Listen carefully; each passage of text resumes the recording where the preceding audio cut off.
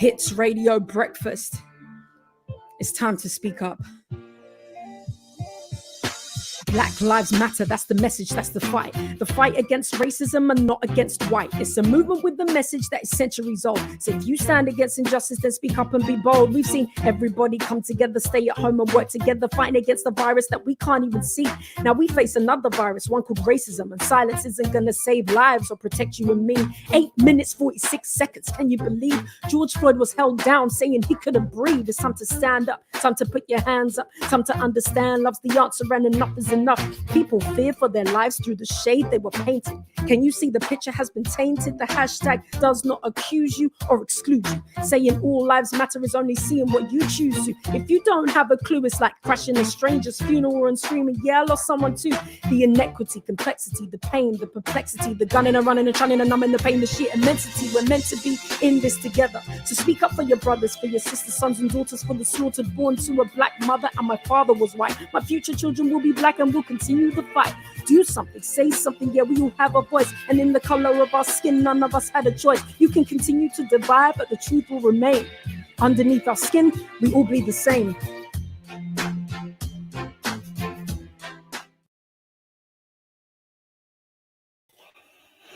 Hello guys, welcome. Before I start off, I'm bringing Maidan Oz in to say a little something for you guys. So let's rock and roll.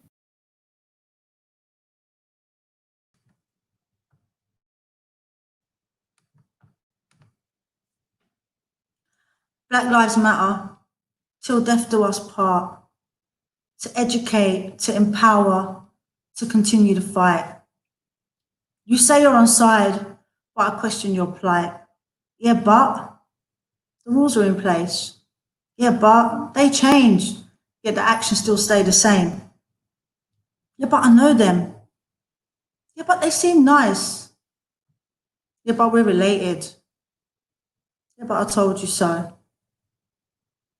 Yeah, but they're black. Yeah, but you asked for it. Yeah, but my nieces are black. Yeah, but my cousins are black. Yeah, but my girl was black. You're a racist. Don't make them your excuse only to continue your abuse. Yeah, but still you stay blinded by your ignorance. My children's lives matter. Them nor I will be a subject of your word minority. They should be our priority. Yet still oppression and rejection, institutionalized by our own race. The connotations are such a disgrace. Are you unaware the levels that require the inner emotions to stir? I am angry, aggressive, emotional, argumentative. Yes, fuck you, I'm oppressed, depressed, and refuse to be your mess. The underlying deflections of the truth. To them, your actions stay clear, forever leaving a painful ringing in their ear. Will you acknowledge the small attempts at oppression? Then ones that shatter and can create depression. There's no turning back, no Control Z for me. Your attempt to compromise will lead to a fight of zero tolerance, of the hypocrisy and attempt to discriminate. Them that are scared to challenge for fear of loss, your status. Hashtag show what you stand for. Black Lives Matter, an empowering cause to demonstrate inclusion. All lives matter are designed for exclusion. If you have no understanding, then you are part of the problem right now. Zero tolerance to any level of racism and racial profiling, be it in the UK, Cyprus, China, America, or Timbuktu. Never give up the fight. Intervene in violence against Black people's rights. Black Lives Matter. Thank you. Guys, welcome again to part two, what we call hashtag Black Lives Matter in the Turkish community. You know, last week's show, we got a lot of positive feedback from it, and we thank you so much for all tuning in, sharing, etc., etc.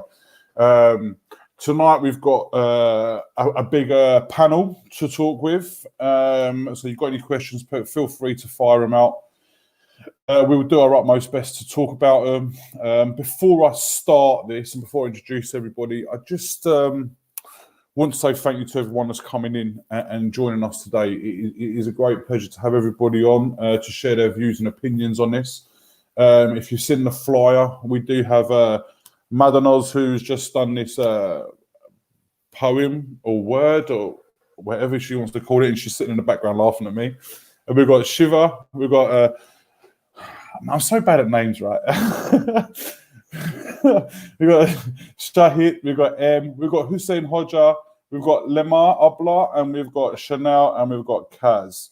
What I'm going to do is I'm going to bring some of you on right now, introduce you all, and then I'm going to say a little piece as well. So I'm going to bring on, what I'm going to do, I'm going to start with the same kind of guys that we had last week, and then we can bring the other on. So we're going to bring Madanos on, Shiva, Eminalba, Sean, and Kaz. Guys, thank you again for joining us. I very much appreciate it. I feel it's only fair that we got lots of good feedback last week, didn't we? Which was a very good plus. Hence why we've come on to a second show, and we've been lucky enough to bring some more people on who are sitting in the background and who we'll bring on shortly.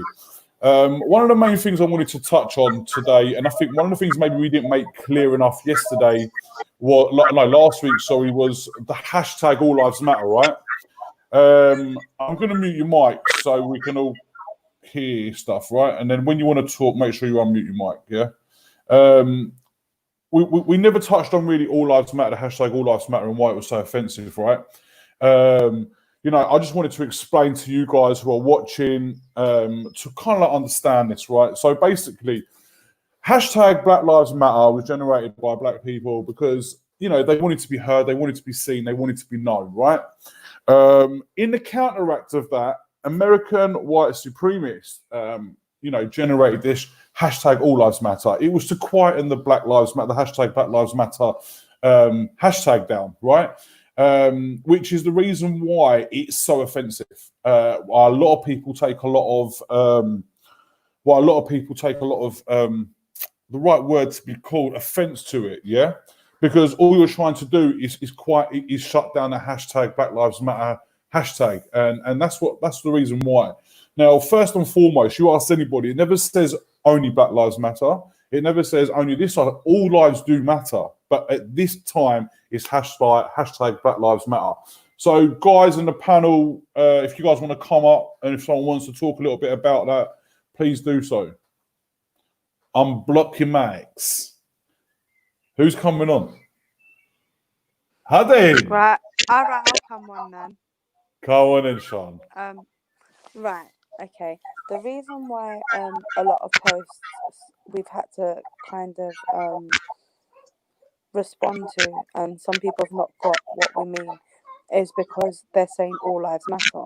And our response to that is yes, all lives do matter, but by you butting it and downplaying what we're trying to say, by the people that are treated the worst in society due to their race is Black lives. So for equality to exist between all races and all cultures and everything, we need to actually uplift the ones that are worst, dealt with the worst hand, and treat them equally first, so that everyone in between can get treated equally also. You know, Sean, you're 100% right. I mean, I don't know if I think I said this last week because I'm quite passionate about this, right? So when we had the ISIS bombings or terrorist attacks in France, yeah, we all showed solidarity. We all put the French flag up in our names. Do you know what I mean? And we all showed a solidarity towards France, and we all stuck together as a unit, right? And this is very similar to what it is. Hashtag Black Lives Matter. And this is why we use it quite regularly. We use it quite often because we want to show our solidarity to what's happening, more so now, but more so what's been happening for years and years and years and years. Do you understand what I mean? And that's the reason why we have to show that solidarity. And that's why I need to get it into people to understand that, you know, at this precise moment, it is us. It is us that needs to make a stand. Do you understand what I mean? And we need to understand, for everybody else to understand the need that it is hashtag Black Lives Matter at the moment. Let's support one another. There are brothers and sisters. You cut us all, we cut red, we bleed red. Do you understand what I mean? Doesn't matter what it is. You know, yes, see colour, but you don't need to think about or think anyone's different from colour. You know, that's my little piece on that. Has anyone else got anything they want to say on that? I think that's what All Lives Matter is designed for, so we can have a conversation about the hashtag. But we need to really focus on what the real issues are. You know what I mean? And that's what it's designed for, you know? Like, I want to talk about Black lives in Cyprus, our cultural history, white privilege, which is something I learned a lot about today. You know, we've talked about the hashtag, but we know what it stands for. And the more we talk about Black Lives Matter, the more people get it. Yeah, we need to, that's what it's designed for. I think, you're right in what you're saying. We have to obviously talk about other things, but yes, this hashtag, we need to put it across to our community why it is what it is, why it is Black Lives Matter. We've seen, obviously, on our group, people have been making other hashtags, or obviously the All Lives Matter. And when we've tried to explain as to why, you know, they find it that we are, I don't know, quietening them down, or not under, you know, we are only sticking up for Black lives. No, we're not. Every life, every person in this world matters, everybody. But right now, like Hassan said, and like we've all said, it's about Black lives, because we need to support them. Like we've all said, we need to raise what they go through, because we don't go through that. We're not going through that. They're going through that. Every day they get up, they go to bed, they go through it. And we have to stand by them. Like you said, we support everybody. When there's something happens around the world, we all back everyone. So why does everyone not understand? That's why it's Black Lives Matter right now. It is about them. We're doing it for Black lives. That's what we're doing it for. Everyone deserves to be treated equally in this world, everybody. But like Shannon rightly said, they've never been treated equal, but it's their time. It's time now that everyone has to stand behind this hashtag, and that's why we're all doing what we're doing. And it has to continue, you know. Yeah, 100%. And I agree with what you just said, Em, because at the end of the day, by screaming All Lives Matter, which is what people are doing, again, it's trying to silence Black people's voices. It's not standing in solidarity. So every time I see that hashtag, All Lives Matters, you're essentially jumping on the racist bandwagon. It's not us jumping on the bandwagon of, oh, all Black Lives Matter. You guys are, whoever's using All Lives Matters, you're jumping on the racist bandwagon. Yes, all lives matter. We know that all lives matter, but at the moment in time, and it has been for a long time, Black Lives Matter. And more so, we need to make sure we are doing everything that we can to stand in solidarity. Why wouldn't you want to stand in solidarity? Why is it even being questioned? Why is the hashtag being questioned? That's what I want to know. Like, why are people constantly trying to badger me with, but all lives matter? That's what I want to know. So if somebody can answer me that, and try and make me understand from their point of view, because I don't think I could ever understand why you wouldn't want to stand in solidarity with people that have been oppressed for hundreds of years, then by all means take the mic and try and tell me something. I understand what you're saying. Sahid is joined us as well. He's a cook wrestler, and welcome. Welcome. Hello. How are you? So, all good, thank you. All good, and thank you for joining us. No worries, pleasure. Passionate about this subject, so I just wanted to say something about the All Lives Matter hashtag. I see a lot of people, you guys have touched on it, people bring up other subjects like injustices around the world. It's like, it's not a competition. We know that other people have been through injustices, like, you know, as Cypriots, we've been through a lot. Palestinians have been through a lot. Uyghurs, Cherkess, Edom, everyone's been through a lot. No one's saying that no one's not been through any injustices. It's just that in every different culture, it seems like the Black people are have the most injustice. They've never been treated equal in every culture. It's very true, and that's the frustrating thing. And that's the frustrating thing about it, right? Yeah, I mean, it's their opportunity to give them the opportunity to do it. And I don't feel that black people can't do this on their own. We have to stand as a unified. We have to stand as together. We have to stand as one. And I will say this categorically straight. Yeah, I will stand beside any color, any race, any religion, because there's only one human race, and we are the human race. None of us are different, you know, and that's something that we all need to quite understand and comprehend, which I think some people don't comprehend that. And I think that's the difficult part. I think we struggle to understand. That's what I think, you know. I think Turkish people struggle to understand that sometimes. I was having a conversation with some of my friends, and it's like, well, why do we have to basically go through war with like parents? You know, if you fall in love with a black person, do you know what I mean? Yeah. Like sometimes, like I don't understand our own community. Like I don't get why they're like that, because I'm not like that, obviously. But there are still people out there who will not like let their children be with black people. Like why? Do we have any like people watching now who agree with that, like that do you know what I mean?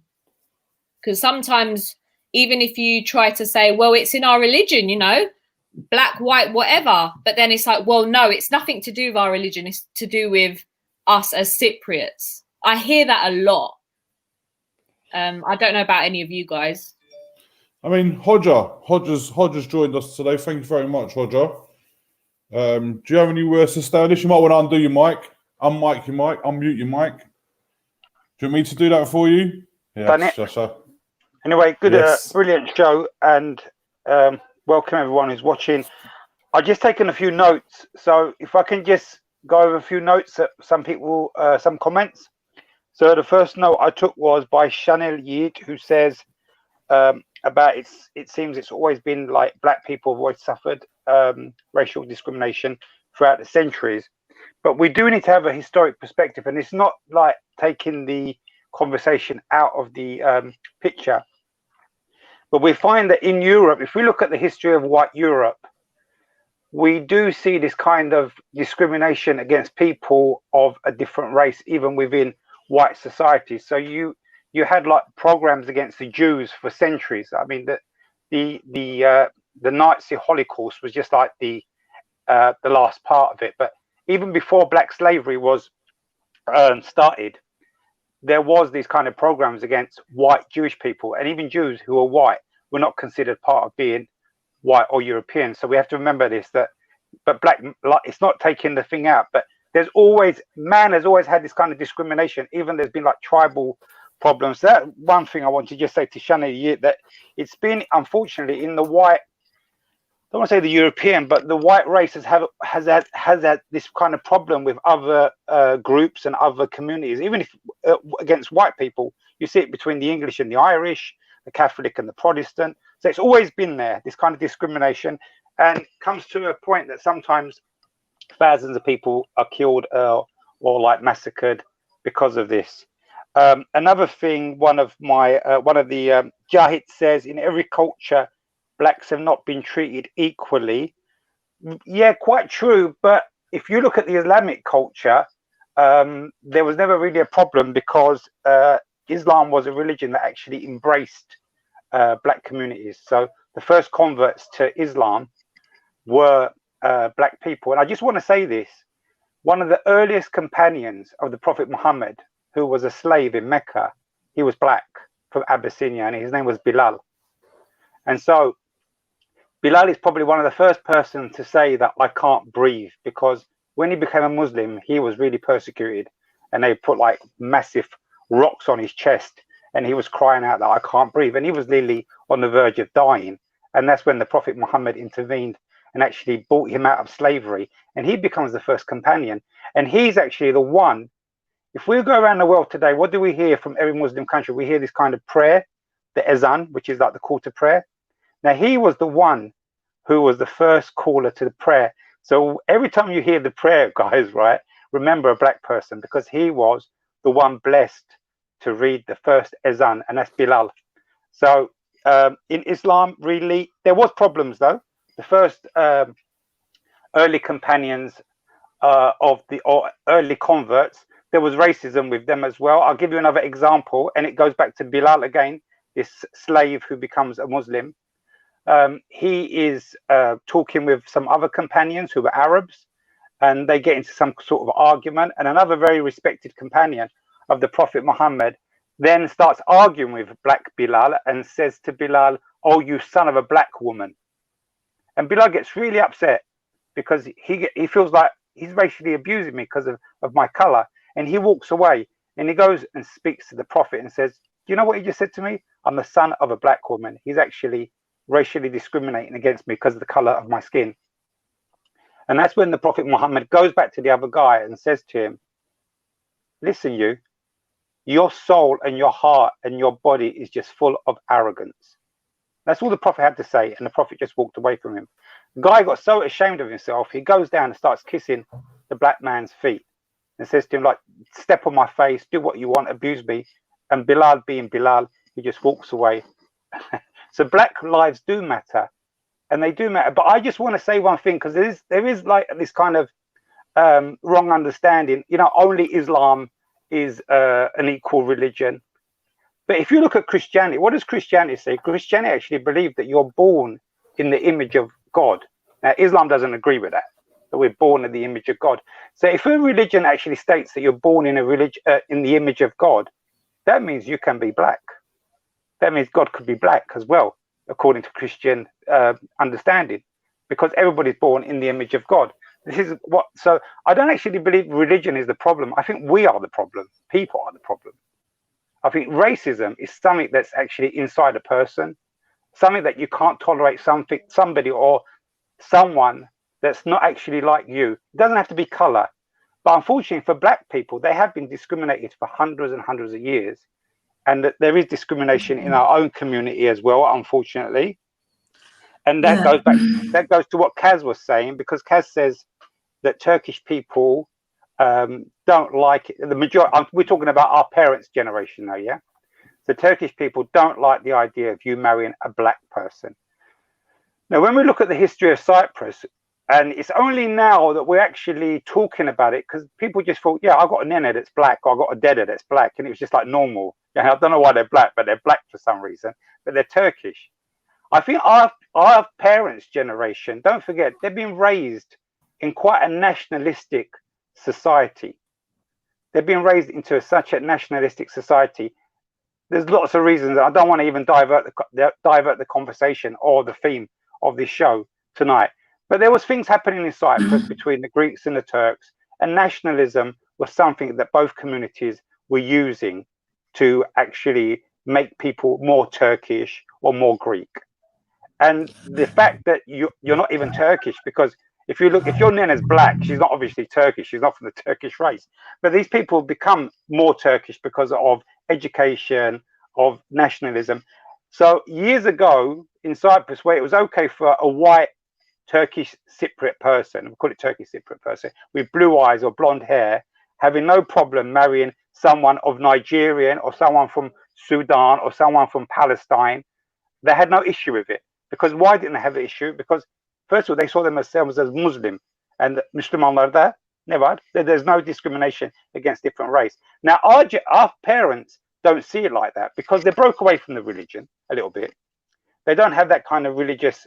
They don't have that kind of religious upbringing, teaching. And he's a Pakistani, he's an Arab, but we never had that 70, 80 years ago. People married their kids off to Palestinians. Some of them very dark, Bedouins. But they didn't have that kind of discrimination. But today, Kaz, you're absolutely right. We have a lot of discrimination in the Turkish Cypriot community that we can talk about later on. But how are we going to deal with this? That's the big answer. That's what we need to discuss. How we're going to deal with it, because they're very nationalistic. And even if the guy's a Muslim, I know Turkish Cypriot girls who have married born-bred Muslim black guys and have still had problems with their parents. I won't be going to your wedding if you marry this guy. Or I don't want my grandchildren coming to my house. We hear this a lot. And these are some of the stereotypes and some of the stuff that's affecting our communities. And that's why children rebel. Children rebel and they run away from home and they do marry black guys or they marry black girls. And it takes a long, long time for the families to accept them. But we did not have this problem years ago. There was no real racism years ago. That's all I can say at the moment. Thanks, Hus. I just want to address some of the things you said, because, you know, Muslim people are racist, can be racist.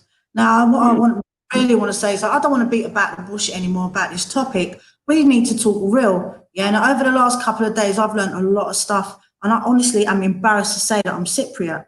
Okay, because racism exists in our younger generation on this island. Okay, now the black community on this island are extremely, extremely oppressed and bullied. All right, the racial harassment is unbelievable. Okay, now today I learned something about white privilege. I was talking to a young man about our show, this particular show, and how we're, you know, trying to talk on their behalf and support Black Lives Matter. Do you know what he said to me? You can get on because you're white privilege. He said, you have a privilege that I don't have because I can't talk about certain things, okay? We were specifically talking about the murder of a young man called Kennedy Dede. Dede is 28 years old. He was by locals over here, okay? Right? It's 3 years and they still haven't sentenced whoever was involved in it. Now, I'm not going to talk about the relations of how he, reasons why he was murdered, okay? But I will address another 2 murders alongside this young man, all right? Both who were Nigerian. Yeah, the 2 were killed by Nigerian people. They were prosecuted, done, over with, okay? This young man for 3 years, not his friends nor his family or anyone have been able to challenge it. And those that have challenged it, yeah, have been thrown out of their courses at the university and thrown out of the country, okay? Now, the students over here, right, who contribute to this country, right, who have our heritage, all right, Cameroon, Nigerian, Sudan, all right, and our young people, our younger generation, our elder generation, not all, okay, but majority are discriminating against these young people, all right? Now, the judicial system is letting them down also, all right? So where is the fight there? Okay, now I've come across a survey which I was absolutely disgusted by. It made me cry that these young people are fighting for equality in such a polite, articulate manner, all right, because they're so suppressed and oppressed, okay? They've got no one here backing them. Okay, so there is racism exists in the younger generation. Racism exists in religion as well. Maybe not you, Hus, because you're an absolutely lovely man, you know, but it does exist. Now, this survey, yeah, for example, 53 students filled in this survey, many who didn't want to fill it in because of, the consequences of their actions. But 69% of 53 students, 69% of them experienced racial harassment, assault, rape. None have been reported because the police don't have them on side either, okay? Now, we are privileged, we have that privilege, and I feel ashamed that I always used to fight that. I'm not white. I understand that now, okay? So you talk a lot about a lot of different things, but yeah, we need to really focus on the real issues of Black lives. And the only way to move forward is to be real about our own community, you know, be real about it, you know? My auntie, my uncles, my brothers, my sister, my mum, my dad, you know what I mean? My friends, it's all embedded in one way or the other. It might be subtle. That's why I use the term me a butt, because people make too many excuses, yeah? When someone goes through something, you go, yeah, but you know what? Listen, they've got 20 pin. Right now, I've seen a lot of it over here. And now how are we going to make that move forward? How are we going to help these students here? I feel embarrassed, you know? So what is the answer? We need to be real, yeah, and deal with it head on and challenge the people out here and educate them. I think that's what we're going to try and do tonight, right? So just quickly, Lemar Blah, do you want to introduce yourself? Take your mic off. I'll take it off. Sorry. You are unmute. Can you hear?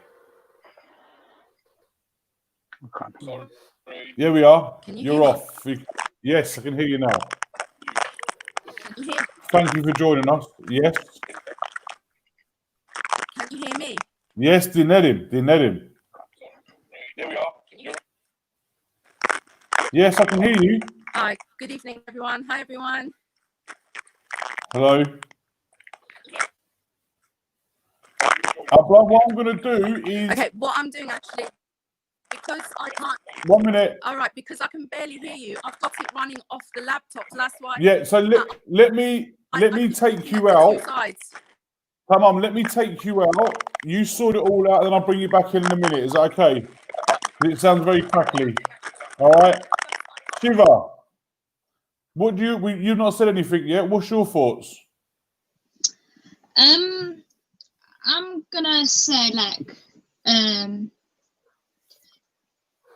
yeah, we do say Black Lives Matter, and we say a lot and everything, and we've heard a lot of people say all lives matter. Yes, they do matter, but if you say all lives matter, how can they all matter if you don't include Black people into it? Then we are all the same people, if that makes sense, if you get what I mean.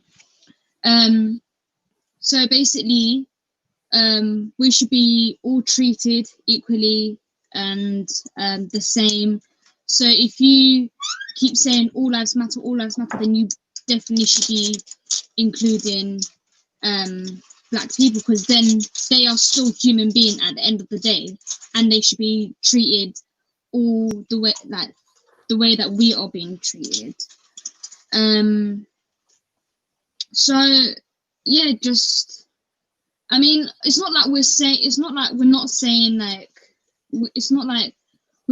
oh, all lives don't matter, this, that, and whatnot, because we are saying that every life does matter. We all do include people's lives, but we need to think how mostly sometimes people are being targeted because of the color of their skin or different race. But why should they suffer because of that? Why should they? Why should they go through that because they're a different race or they're a different color? So that's what gets me wondering. Why should they go through that pain, or why should they have their life ended because they're a different color or race? They shouldn't be going through that. That's not what we've been brought up with. No. Why are people been brought up to be like, oh yeah, you should die because you're this, or you should die, you're this because, or whatnot? Why have we brought up in a world like this? It's like we've been brought up in such a cruel world, to the point where people have been slightly brainwashed, I'd say, to be like, oh, this, that, like you're pointing out to people. It's not right. We should all treat one another with love and support and always back them up, kind of thing. And by saying, by targeting people, it's not helping. And that's what I want to that's what we should be doing, by supporting, by making sure that our voices are heard, and the fact that we want to show and educate people how much this is important, because it is. So definitely, Shiva. Definitely, I agree with you 150% on that. And it's something that why we're here, and this is the reason why we're here doing these shows, to try and help people understand. I don't want to use educate people. It is educating people, but it's helping people understand. I think that's a more of an appropriate word to use, and it's something that we need to all do together. I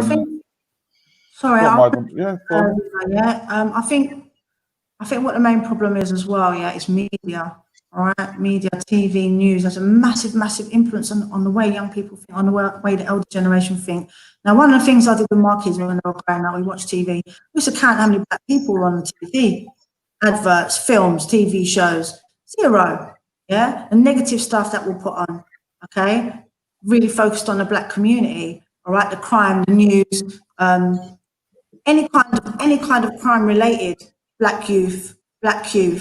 Okay, so these create stereotypes, all right, and I think that's a massive issue. It's the same as music, I think music has a massive influence. A lot of the time people listen to music, they don't actually listen to the words.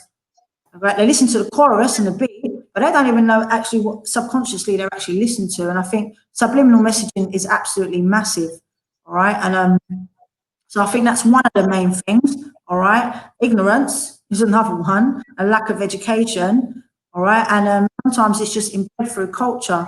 And, you know, yeah, I believe people can change. It can take a long time. But how many lives are going to be taken before someone can be given another chance to change? You know? Can I just, in relation to Turkish Cypriots and especially in Cyprus, I don't understand, like, still now, why we are, as a culture, as a race, whatever you want to call us, why we are so intolerant, why we are so ingrained racist, as Hodja said a bit earlier on. It's ingrained in us, but in other ways, when you look at Cyprus, it's changed a lot. Like since we, you know, obviously I'm a lot older and Hodja with same kind of age. Since we were children, it's changed. You know, the whole island has changed. The people have changed. It's not the same anymore as it was when we were kids. But in a lot of ways, it's progressed. You know, it's progressed a lot. You know, but in other ways, it's stayed how it was years and years ago. As Hodja rightly said, our parents don't think how we think. Our grandparents, who I no longer have any, Hodja, they didn't think how we think. So times change, but culturally, we haven't changed. Our mindset hasn't changed. We are, you know, we are a racist community. We are, unless it's to do with us and to do with our lot, we don't want to know. It's, you know, and we use, like Hodja rightly said, if they're Muslim, then it's okay. It's not about what religion. This is not religion based. And we see a lot, you know, the things that people want to put on the group, especially, you know, since we had the talk last week. And yeah, we've got amazing feedback. You know, 99.9% of feedback was amazing. But people turn it round. And this is what we do as a community. We turn everything round to ourselves.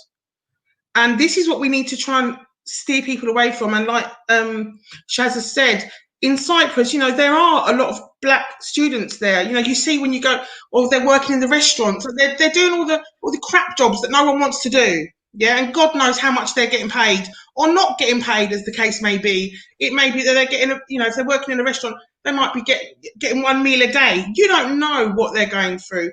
But those kids that are there to study are there to better their lives. They're there to make their lives better, to have the chance that we have, especially in this country.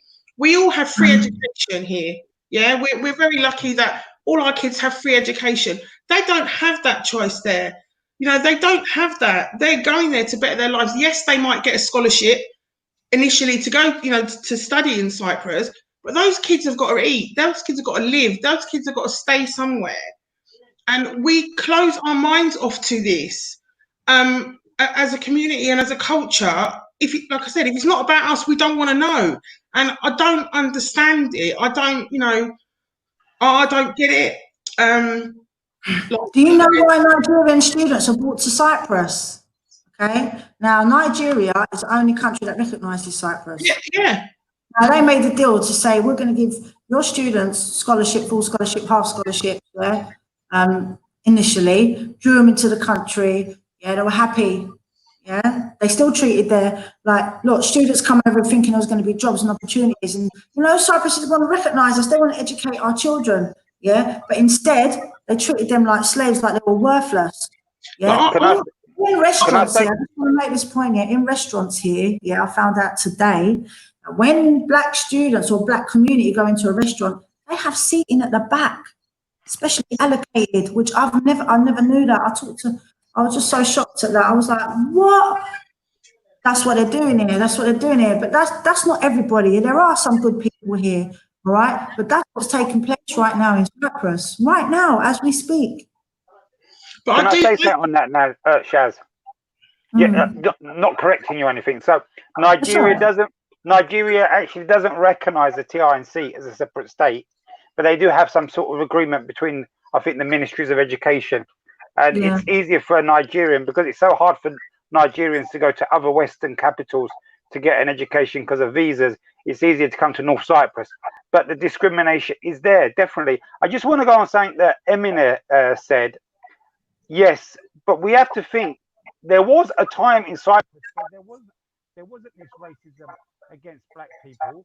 I tell you why, because there's a few people who are actually on the show tonight who have your one, Shaz, Jahid, myself. I'm not sure about the other two, but Emine has also got black ancestry. So at some point in our history, there wasn't a discrimination. And I think, I know a lot of people are not going to like what I'm about to say, but I do think nationalism plays a big part in this.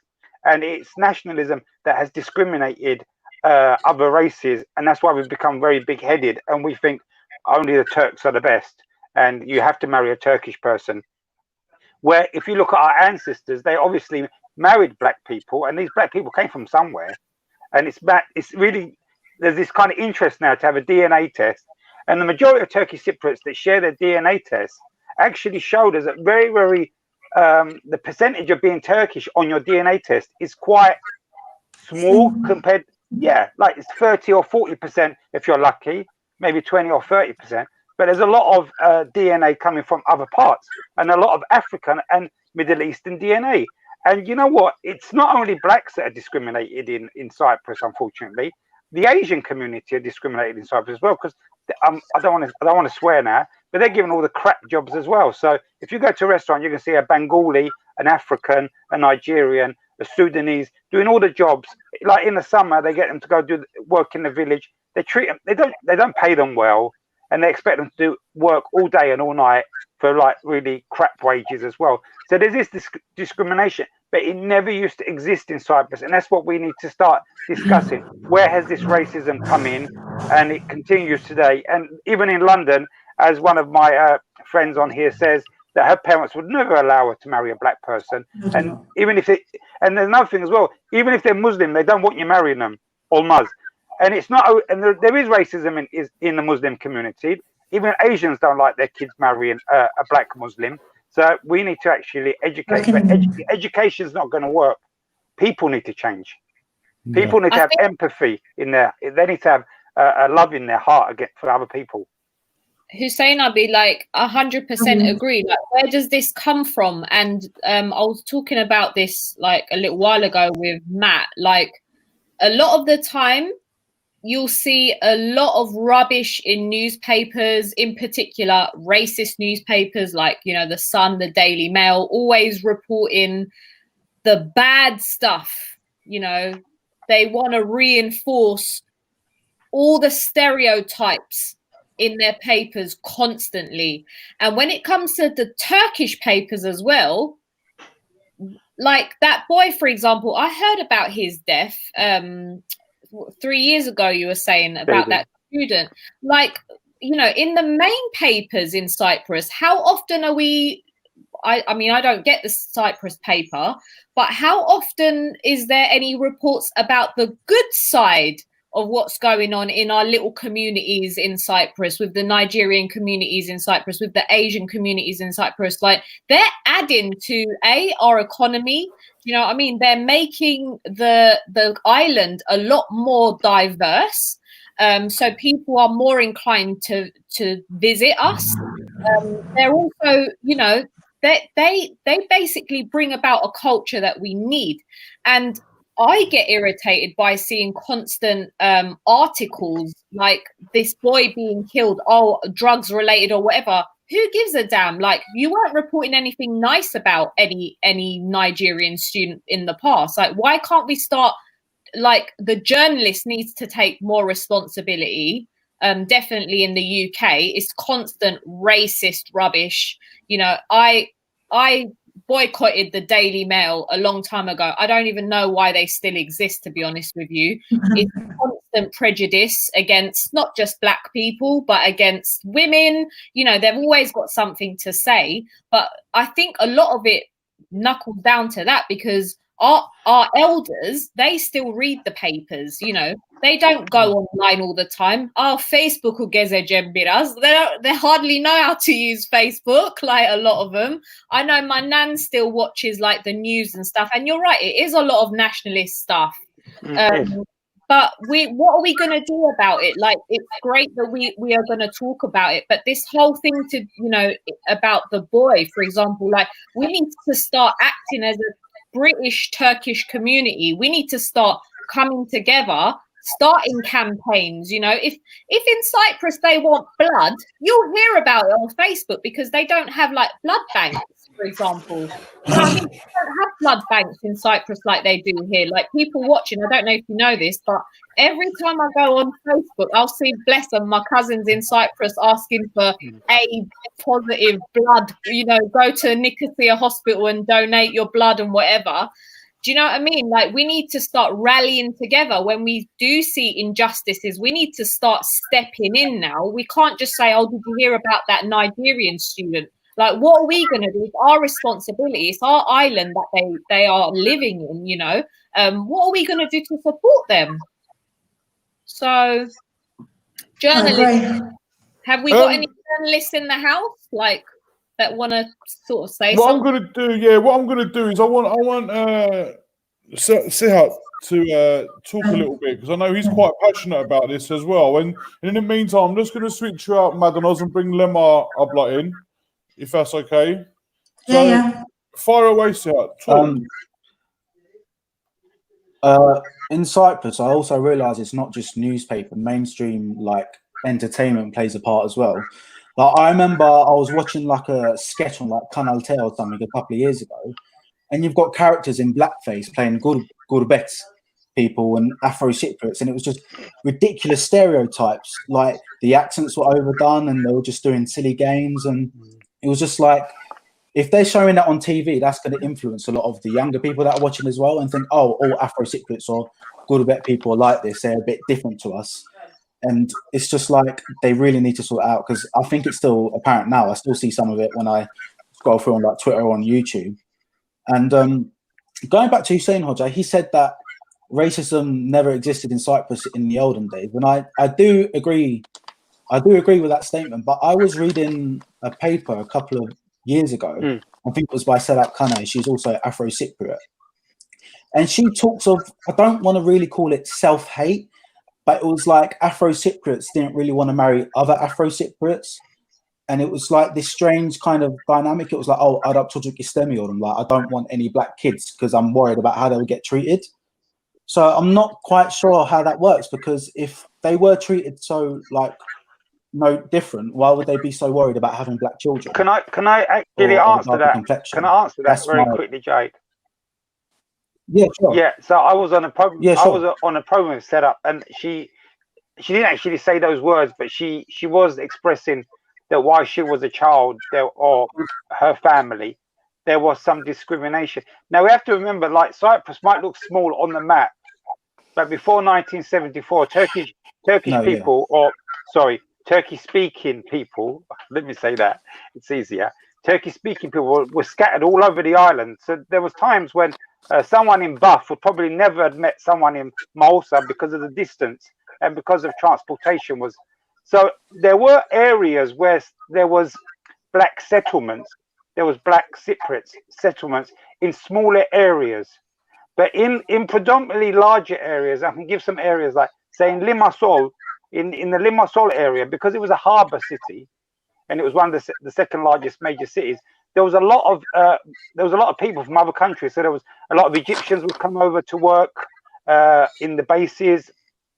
That's why you had a lot of Turkish Cypriot women marrying into Arabs at that time, because these Arabs would come. A lot of them were dark as well, so a lot of them were Afro Arabs. It wasn't just Levantine Arabs that came. It wasn't just like Palestinian. Even in the Palestinian, you have Afro Palestinians, because you have Palestinians that originate from Bedouin tribes who come from right central Arabia, and their descendants also come from Ethiopia. So it's when I go to Saudi Arabia, I'm looking at the staff at the airport. Some are black, completely black. They're completely black, and they're married to white Saudi Arabian women. They haven't got that problem, because at the end of the day, they're still all Saudi citizens, but he's from a black descendant.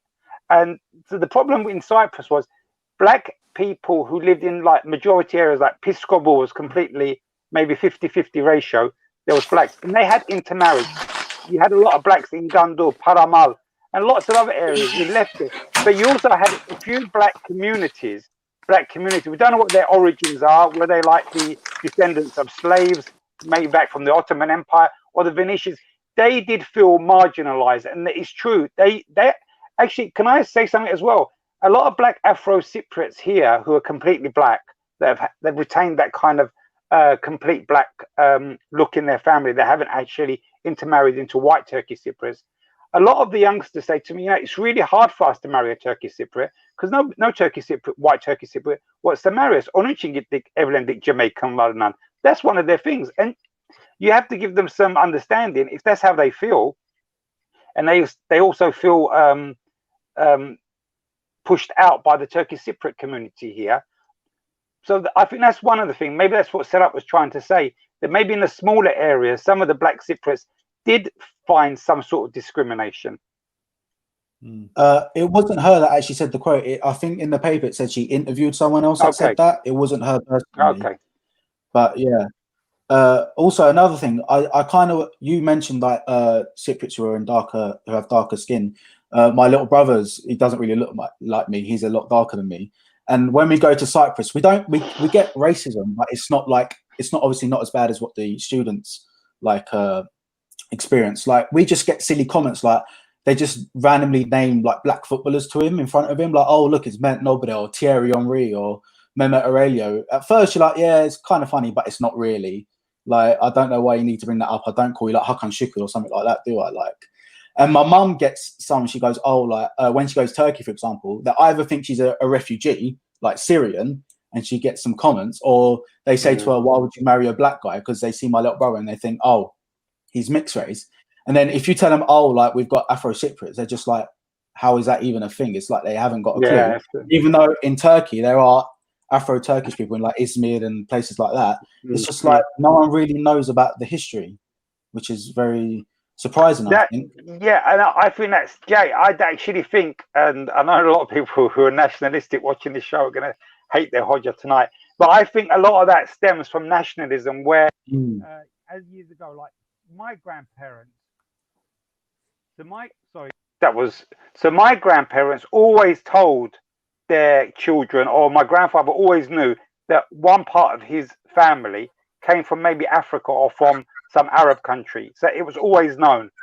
But unfortunately, there's been some sort of denial. There's a lot of Turkish Cypriots actually deny their heritage. I mean, you can see the guy is completely dark and he says, I'm 100% Turkish, bro. I'm 100% Turkish, you know, so there's got this, it's this kind of mentality that's been ingrained into our parents, and it's actually rubbing off on some of our younger generation here. Yeah, like even from when I was a young age, I knew that we had black heritage, because I remember going to Chayonu in Cyprus, and my dad's family, they took me to a little room. It was like a little family tree. They pointed to a picture and said, that's your like Büyük Dede, he was from Sudan. And it was like from a young age, I knew that I had Sudanese ancestry. And I always go like, oh yeah, I've got Afro-Cypriot like roots, and it's something I'm proud of. Beautiful. But, it's just a shame that not a lot of people on the island know about Afro-Cypriots. It's like, I know Cyprus is actually very multicultural. People forget this. They think it's just Turkish Cypriot, Greek Cypriot. But in reality, you've got the Maronite Cypriots. Not a lot of people know about the Maronites. You know, they've been in Cyprus for forever, really. They're founded like Koruçam. Their language is endangered, unfortunately. They speak Cypriot Arabic. And you've got Armenian Cypriots who came from the Middle Ages all the way up to the 19th and 20th century. And, you know, it's like we are a multicultural island, and I think people should know and respect all the different cultures on the island. Can I just add something very short on that? Sure. Of course. So people that had different heritage in Cyprus, they usually had like a lakab, which is like a nickname. And it's not really racist. If you look at, and the Greeks done it as well, so it's not just Turkish Cypriots, yeah? So if somebody was dark, they would say Gara Hussein or Gara Hassan or Arab Ali or Arab Aisha, Gara Aisha. Because if you've got about 10, 15 Aishas in the village, what Aisha are you talking about? I'm talking about Gara Aisha, man, the dark Aisha. Everybody knows Gara in English, but they were not used in a term that you would use in England. It wasn't a racial term. It was just actually labeling the person from the heritage they come from. And the Greeks done it as well. So they would actually call someone Mavro, which means black. But it wasn't a racial term, because they even have saints. They even have saints like a saint is Ios or Aya, and they have like Aya Mavri, which is like the saint that was black. But it's not a racial term, because you're not going to be worshipping a saint if you hate her because she's black. So obviously it's just a term, it's a terminology. But unfortunately modern day Turks have taken those.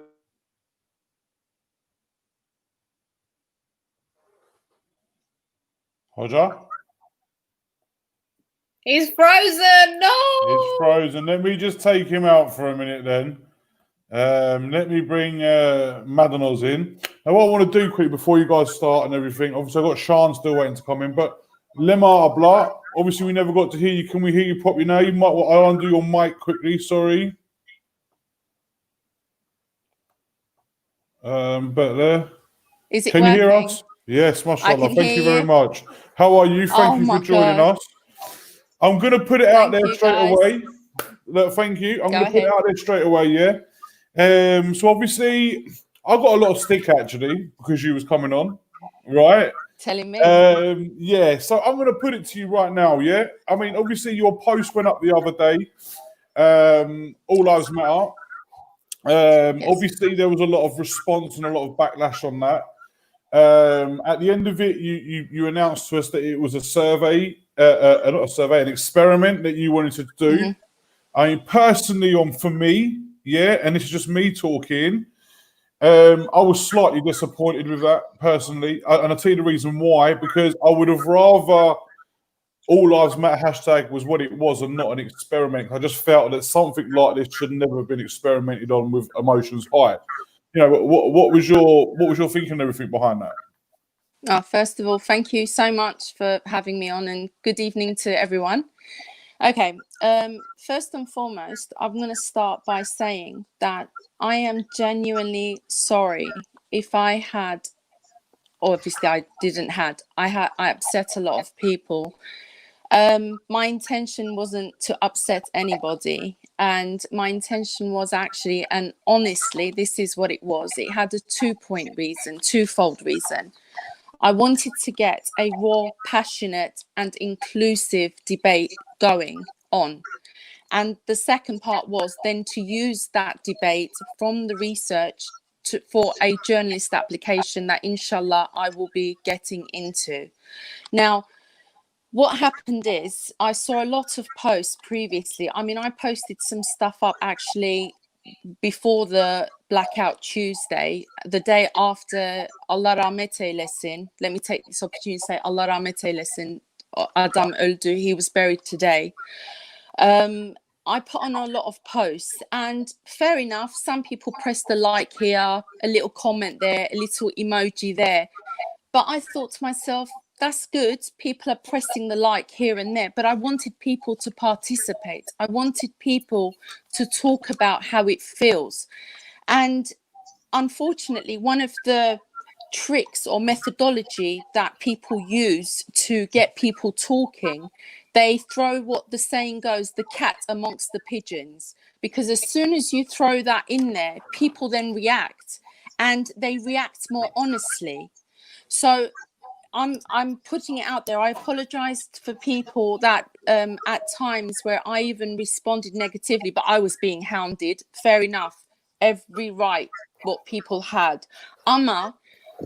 It wasn't to trick people. It was actually my intention, although some people saw it like that, but my honest to God intention was to get that passion, to get that rawity. It will never be repeated again by me. It was this one-off, and I do understand that some people are holding it against me, and I'm asking you not to, because I'll tell you something.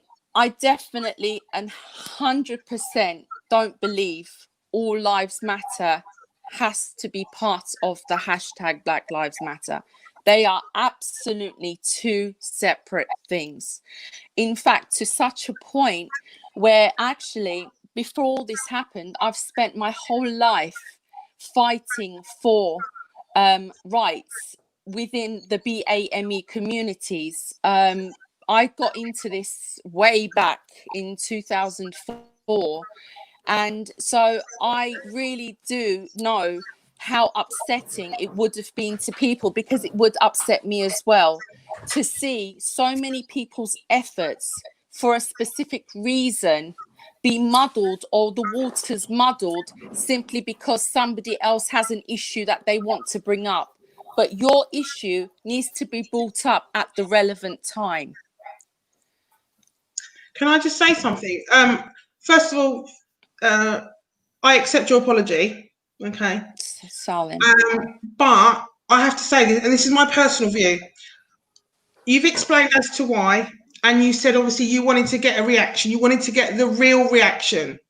Yes. But Hassan and I, obviously, as you know, we're admins, and we see every post that comes through. We could see the reaction. There is genuine, from the genuine people, there is genuine upset. They were sad, they were angry, you know, all the emotions that everyone is going through at this time. Yes. Okay. Yes. So you put up this post, and I put a post, Hassan, you know, hundreds of us put up posts.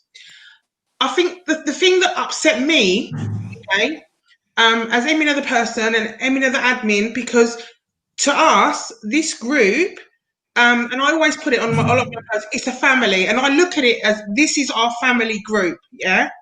And, yes, you know, we have respect for each other, and I've said it again, and I'll always say it, I might not agree with you, okay?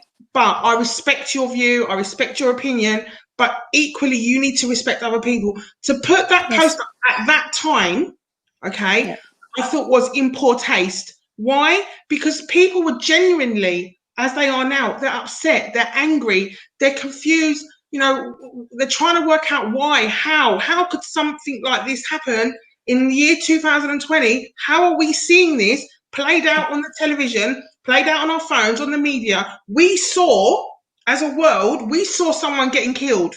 We witnessed that. Everyone saw it. Yeah? We saw someone get killed. Yes. And you put that post up, and you've said it yourself, it was for a social experiment. I'm sorry, but we are not guinea pigs.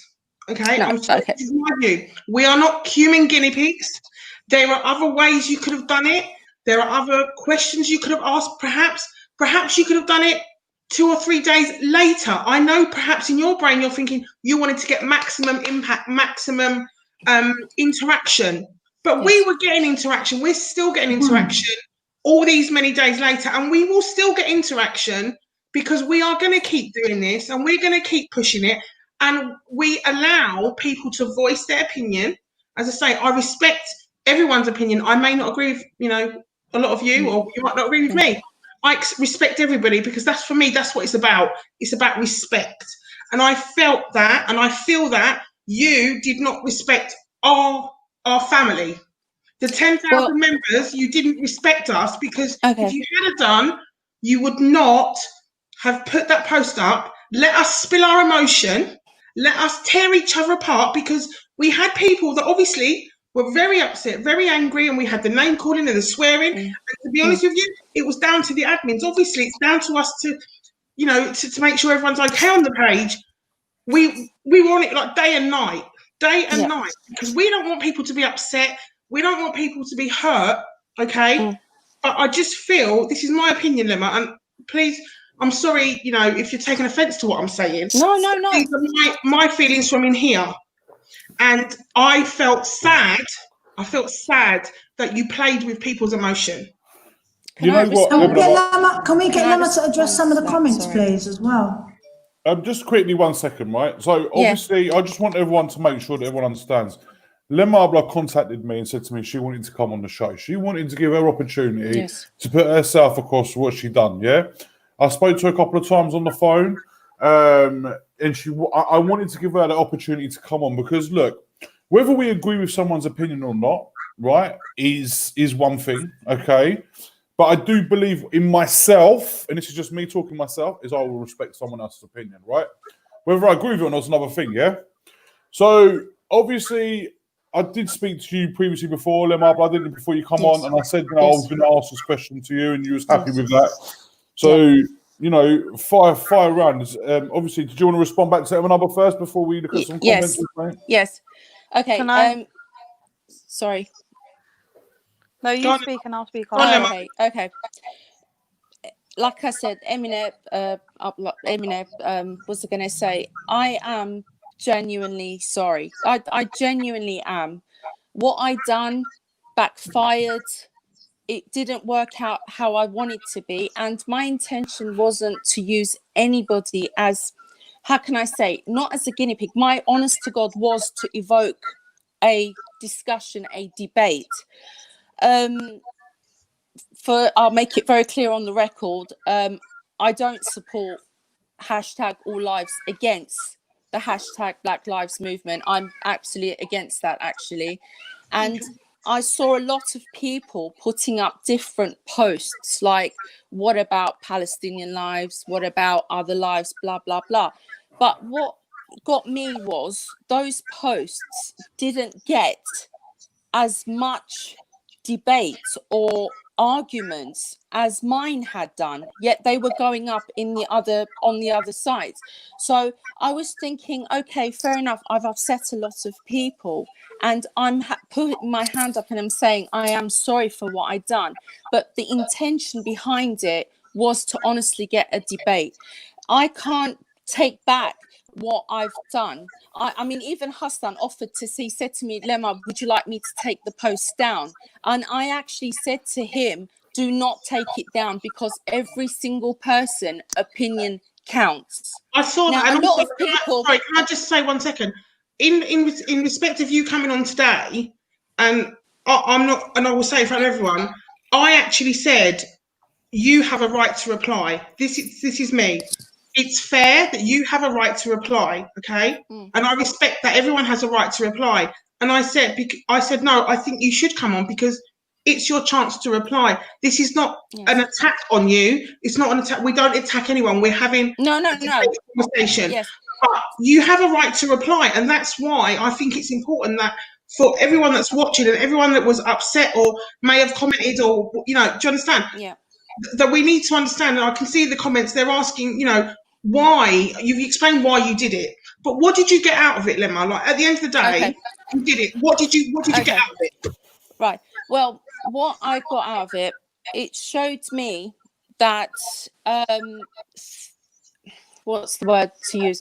It showed me a couple of things, actually. First of all, it was really positive to see that a lot of people were correcting me with the correct information. So they were saying, well, actually, no, you've missed the point. This is the point. It also showed me that some members were probably, I'm going to use the word, unable to have a debate, rather than just a simple personal attack. Rather than correcting me, they chose to attack me, which again is a two-way thing. So if somebody doesn't agree with someone's opinion, like you said, everybody has a right to an opinion. By the way, I've got to make it clear, that is not my opinion. That was just the post. People get attacked. Now, if we are a community and we are open to talk about things.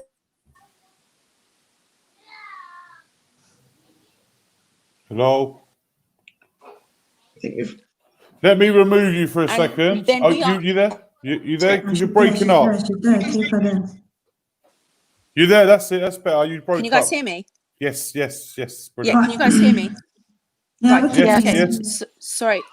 Okay, so basically what I'm trying to say is that it's showed me a lot of stuff, and it's taught me a lesson that maybe things like this should never be discussed when the pain is raw. That's fair. I have learnt my lesson, trust me, I have. And I want to point out something. When you guys were talking about the newspapers, Kaz said something about the journalism and things like that. I didn't just put that post and sit back and wait for the results to come through. I followed it up every single day. And it's really weird because the very next day after the hashtag Black Lives Matter movement and the Blackout Tuesday, the following newspapers, let alone Facebook, was so downplaying the massive movement and what people had done. It was unbelievable. I mean, for example, like the Daily Mirror, the Daily Star, the Daily Mail, the Daily Telegraph, the Guardian.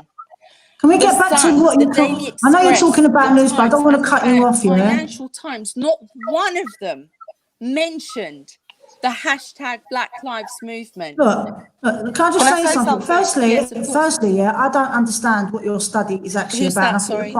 I don't understand what your Maidonos is saying. Is it I don't actually Maidonos? understand. Doesn't matter. It's Medino's, Shaz. I can't hear nothing. Can you hear me? I can hear you.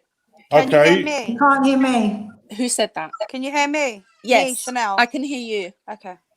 Can I say something then? And Yeah, I can't hear Maidonos at all. Okay. I want to say to you that as a person, your post literally upset me that in today's time that someone could still feel like that. It had me so upset. Sorry. Chanel, sorry. Is it Chanel? Yeah. So yeah. I've just said I do No, not I want to explain. No, I want to agree with explain. the post. I don't agree with that post. Okay. I'm just saying that's not my view. Tama. I'm gonna get to that. Yeah. The post upset me so much. It had me such my feelings that it upset my whole mood for the day. It had me inboxing admin. It had me reporting to admin. It had me phoning up admin and telling them, listen, put me on live now.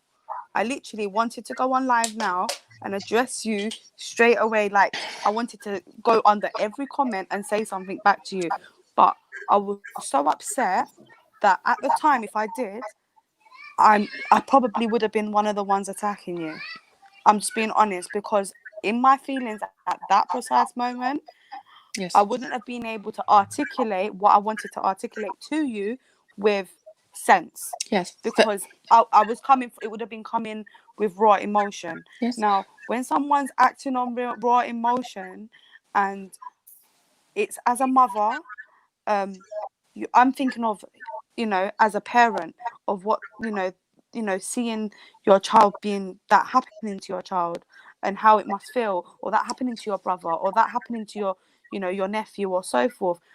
That hurt my feelings for that somebody who, when you wrote that post, wrote it with you was articulate in it. So it shows that you're educated. It shows that you have common sense. It shows that you don't think backwards, but yet you still could think that way in this current time. And then to go under each comment and then write those things that you was commenting, it was like you was antagonizing people to actually come out with things. And then you have people that agreed with you and that was sticking up for you, and that was even more infuriating, because then it was like, oh my God, like, seriously, these people are coming out the woodworks now. And then there was another post alongside yours with a guy put up, and he was saying the same things, and it was like he was coming on your post and commenting and backing you. And I saw that. I don't want to say names because it's not about blaming, it's about explaining. And when I said to them, this, I want to do a live right now, I'm so I'm really upset. They were like, hold down, wait. It was your reason why we're doing this. Whose reason? I was Sean's. Mine. It was mine. All right. Yeah. No, Sean's. Like I said, Chanel I'm sorry. Is it Chanel? Göremiyorum isimleri. Is it Chanel? Chanel. Yes. Sorry, Canım. Go on. Yeah. So, like, Hassan goes to me, wait 24 hours, calm down, we'll get a panel and we'll do it as a group interview. I was like, fine, fair enough. Maybe that makes more sense, because then I'd have calmed down a bit. Yeah. But the explanation you put at the end felt like an insult. It felt like a slap in the face afterwards. I felt like you just used me. You got me up in my feelings. You've ruined my day. You've upset my feelings. You've made me miss out on time with my kids because I've been so on Facebook that day, because I was too busy looking and thinking, like, seriously, like, this can't be for real. And at the same time, you then say, you use me as a guinea pig, as an experiment, and then you're going to use that experiment to then go towards your university course that you're applying for. Okay. I just felt like this girl can't be for real. Okay. Now, Can I? understand Oh, sorry. I just Right, sorry, 1 minute. Lamar Blood, you can respond back to Chanel quickly, and then Madanos can come in and say her piece. Maybe Chanel didn't finish. Maybe she wants to finish and then Oh, I'll sorry, respond. Chanel. Have you finished? My apologies. just basically, I would like for you in future just to think about people's feelings, especially when it's raw, Yes. because it's like you really upset a lot of people. It's like you created a whole movement by your one post. And just to address about the Palestinian post that you were saying people were sharing other things and no one was really saying anything about that. They were just doing what butts. Yeah, what butts is a way of using a propaganda tool that was used to take away the emphasis about what it really is about. I understand that, but what you did with the All Lives Matter, that slogan was a direct opposite of what we're trying to say. Yeah. So by using that direct opposite of what the white supremacists had actually created as a hashtag to counteract to Black Lives Matter, it becomes much more raw, if that makes sense. Yes. So that's why people jumped on your post, and I jumped, and a lot of us jumped on a lot of the posts that were All Lives Matter or Every Life Matters or anything along that lines, because everything that we're trying to work towards, you're saying the opposite by counteracting it. Okay. So I just wanted to explain that. Okay. Shall I respond now? Is Yes, that okay? please do, Lamar. Okay. Yes, please. Chanel, first and foremost, Hakikat then, I apologize to you. I apologize to him. And I apologize to every single member of that group. My intention wasn't for bad. And I'll give you, if I explain a little bit about my background, I think people might be, this isn't an excuse for what I done. Don't get me wrong. First of all, I've got to make it very clear, I do not believe in that post. It's my post. I don't believe in it. Secondly, what my background is, I used to be the director of projects in Hackney, London Borough of Hackney, around 2002. And I used to work with within regeneration, and a lot of my work was funded directly by, at the time, John Prescott's office. He was the Deputy Prime Minister. And one of the projects that we were given was to put young people who had left school into work. And they gave me quite a bit of funding to start doing this. Now, I started looking into it, researching, working with people, but then I noticed something wasn't right somewhere. I started looking at figures and the data, and a couple of the kids started coming back. And kids, let me say, the age group that we're talking about is between 18 to 25. So we're youngsters. They were coming up to me and they were so negative. And these were the black kids, black and Asian, but majority of the black kids. And they would come to me and say, there's no point. What's the point? We're not gonna partake in this program. And I kept saying to them, why are you not gonna partake in this program? And they said, nobody gives us a chance. So I thought at the beginning, some of them didn't want to do it, whatever. But then I started researching. And what I found out in 2003 was absolutely, my awakening about race relations happened way before, but I'll explain that in a minute. But in 2003, I looked at the data and it showed that black young men between the ages of 18 and 25 were less likely to be offered things like apprenticeships, work placements, or jobs had they been in prison. It was almost impossible to actually employ these kids. And I've been given money to go and find these kids work, but nobody would employ them. So I went out my way and I risked my job at the time, including losing that money, by actually researching, doing another social experiment, and then putting together a paper which then I legally challenged to say that unless people are willing, employers are willing to employ young black males, including the ones that had been in jail, then I am not participating in this project. What I'm trying to say is that it was my research with that intention to get that done. Now, come forward 2020, I thought I can try and benefit this movement, my honest to God, and I'm still working on it, to benefit this movement by actually creating research, creating data, not meaning to hurt people. And yes, I admit I did, and I am sorry for that. I can't take that back. But going forward, what I will do with everything that I found out, I won't just use it for university application. I will use it to raise questions, to write to my MP and say, well, hold on a minute. Why was newspapers, local, international, why didn't they cover these stories? Why is it that there was so much negativity? Why is it that debates weren't encouraged, yet people put stuff in there and allowed people to be abusive? And I will be using all of this. And so, can I just say, I don't want to cut you short, yeah? But I don't want to cut you short, but I really do need to make a hurt point. anybody, and I do not stand by you're All Lives Matter. Madam, let me know finish and you come in after, yeah?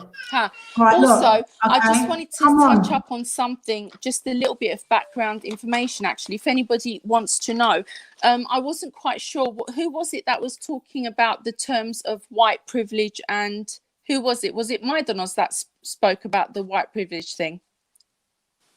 Yeah, I can't see. I think so. Oh, right. Okay. So basically, there is a guy. Look, I've got a question. I don't want to address. Look, listen. I don't want. I'm not. He is a I want to ask you a question. Oh, wait there. We don't want people speaking over each other, yeah? So I need to ask you a question about your post because that's what we're here for. Okay, Right. so let me ask you a question. So before you go on, Lamabla, yeah? Okay, yeah, Before you move to the next thing, Madanos just wants to take her action. I don't know if you can hear her or not, but Madanos, please speak. Now you've got all this knowledge, yeah? I can't hear her. Okay, you can hear me. Go on, keep talking because the audience want to hear it anyway.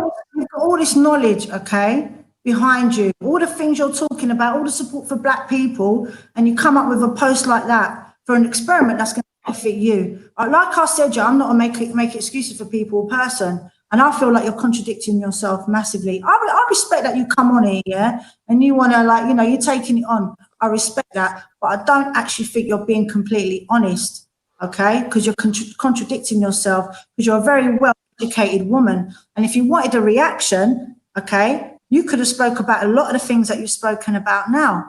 So your study, your objective, okay, for this was self-beneficial. Off the backs of Black Lives Matter, you was going to do a university application. That's what your intention was. Okay. Madanos, just so you know, Lemma cannot hear you. So continue to talk, but she may not be able to respond. Anyway, yeah. All right. I'm just going to make my point anyway. And secondly, the reason why you're contradicting yourself, because you can watch this back live and listen to it, is you didn't ask for that post to be put down because you wanted your experiment to continue. And if you really meant what you said, that was me. I would have been like, damn, take it down. No way. I've insulted so many people. Get rid of it. Okay. But I think you're pretty ignorant, and I think you've got a lot to learn, and I'm glad you're on the show, and I hope you learn a lot. I think you need to address the people that are watching the show also. Thank you. I didn't hear. Sorry. Hassan, it was just all it was just her opinion and her view on your post. I don't know much more we can do about it. Is there any questions she asked? There wasn't really any question that she wanted to ask. I didn't hear a word. I wanted to hear what she said, but I couldn't hear a single word. I still can't hear her. Can you give me a very brief summary? Right. All right. No, I think the best thing to do is for you to listen back to it after. It wasn't nothing. It was just like, for example, one of the questions was why didn't you want that post to come back down, basically? That was one of her issues. And that she contradicted herself. And that she feels that you contradicted yourself. Okay. I can answer the question about the post, but I can just hear screaming. I can't hear anything else. I think I've deleted shut the mics up. Yeah, go on. Oh, okay. Sorry. I would love to answer Madanos, but was going to say the reason why I didn't want the post going down is because that would have been worse, because I didn't want it down because I wanted to see what people's opinions were, and I'm not going to put something up there and then take it down. That would have been an insult to people, because then that would have just wasted the whole thing. But in terms of the second part of her question, what was it, Hassan? That you're contradicting yourself. She feels that you're contradicting yourself. In what part? In what bit? In what bit? Chaz, tell me. She's contradicting herself. She's contradicting herself. Sorry, I can't hear her at all. Yeah, Tom, under 1 minute, I'll repeat it back to you. She claims to have a lot of knowledge. She started talking about her history and helping young people and the black community, and she can see the problem is there. So, but then she puts up a post to benefit herself. Okay, so she feels that you're contradicting yourself because you're an educated woman and you're out there trying to help the black community, but then you go and put a post up like that yourself. Okay. Putting that post up is, like I said, it is actually in the long term to help. Actually, to use the word help is a bit thing as well. I find that difficult. I'll explain why I find that word difficult. I think it's for the benefit, to support rather than help, is to support the black community. The reason why I said about the help part is because there was Madanos actually brought it up. She said the word white privilege, and I just wanted to say that there is a professor called Kahinda Andrews at the Birmingham City University who's done an entire paper on the two terms specifically, which is the white privilege and the white savior, if anybody wants to have a look at it. And on one of his conclusion is that when white people or non-black people say, I would like to help black people, it's almost like, well, did they ask for help or did they ask for support? And I am happy to support in what is wanting, what is there. So in terms of that, yes, my post, I've got to say this again, Madanos, I don't agree with my post. The post was there for a purpose, not my view at all. I think the biggest problem for that. Let Kaz talk, man. Yeah, well, Kaz is next. Kaz I is just sticking- think, Kaz is yeah, sticking up her Kaz finger will there. go next. But I think the biggest problem, Hi, I think the biggest guys. part with that is that it's very hard for a lot of people to take. Me, including me. Yeah, I've always been up front with you, including me. It's a little bit hard to take at this precise moment. What would It's very Hassan? powerful. Okay, There's let not me ask. much you can do apart from explain I was yourself, gonna- which you've I done, was and gonna say- I respect that you've done that. Yeah, I mean, I but- could have chickened out and said, take away the post, left the group, You not could have even not come on here. You could have not come on Do here you- exactly. do you So know- I do you- respect that from you Do on you that know? side. Do you know what it took off me to come on here thinking, well, you know what? This is going to be, they're going to put me in the den and rightfully they're going to go at me. But then if I shy away from that, then everything I've done, then that would have been, sorry to use the word, taking the piss out of people. But that wasn't my intention. I really respect you. wasn't. I respect you for the fact that you've just, you've come on, and like I said, I'll be honest with you. Since last Wednesday, my brain is so tired. It's unbelievable. Yeah, I've been on the phone after phone calls after phone calls, from people saying very good things about the last week's show to people being very upset, and it's been a constant thing for me. I'm not saying it's just from you, it's from other posts as well. But listen, I want to put my head down. I will continue to fight, and I will continue to fight this to the end now, because 100%. for me, we have to make a stand. That's just that's my passion for it. Can Kaz say something? Kaz, and then I'd like to yes, say, go on, Kaz, and then I'd fire like away. to say something else. Hi, guys. So, obviously, I don't want to add any more to this fuel to the fire, because at the end of the day, when I saw the post, I was disappointed, and but I don't want this to turn into some sort of public stoning, because obviously No, of course not. No way. you know what you did wrong, and when I'm speaking now, I want this to not only be listened to by yourself, Lemma, but by other people who were actually in agreement with you. I'm obviously doing a watch party now, and I've got some comments coming in from a few of my friends. And one of my friends said, please stress that although the post was wrong, lots of people think that way, as in what you posted. And that we need to discuss why people don't understand the hurt. And my friend also said, why does she feel like we need to be saved by her? My friend Davina, she's black.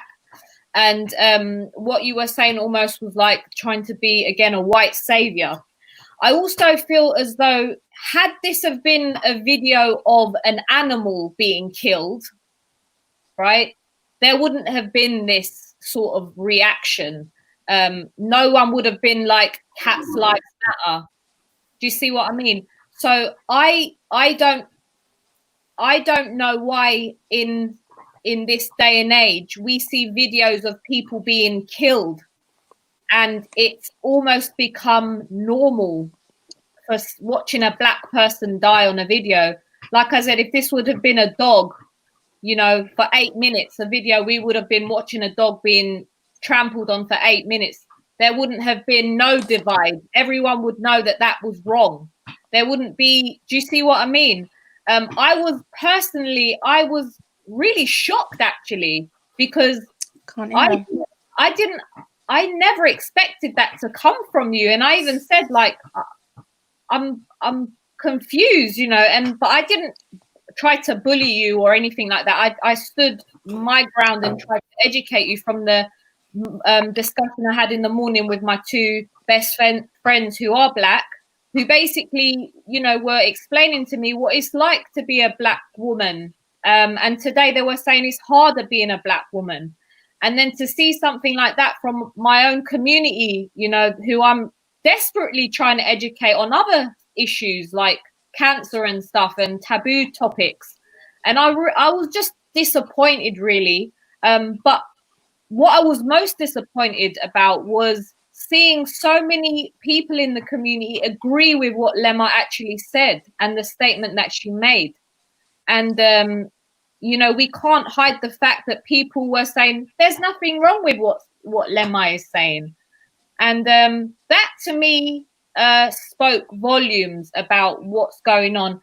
But had you not put that post up, we wouldn't be having this discussion about Black Lives Matter in our community. So sometimes everything has to happen for a reason, even if it's wrong. But, you know, a man died. We watched a human being die. We watched a man being trampled basically on his neck die. And I think our community need to realize no matter the color of your skin, I don't know why we're debating All Lives Matter versus Black Lives Matter. We watched a man die. Shouldn't be debatable. Shouldn't be debated at all.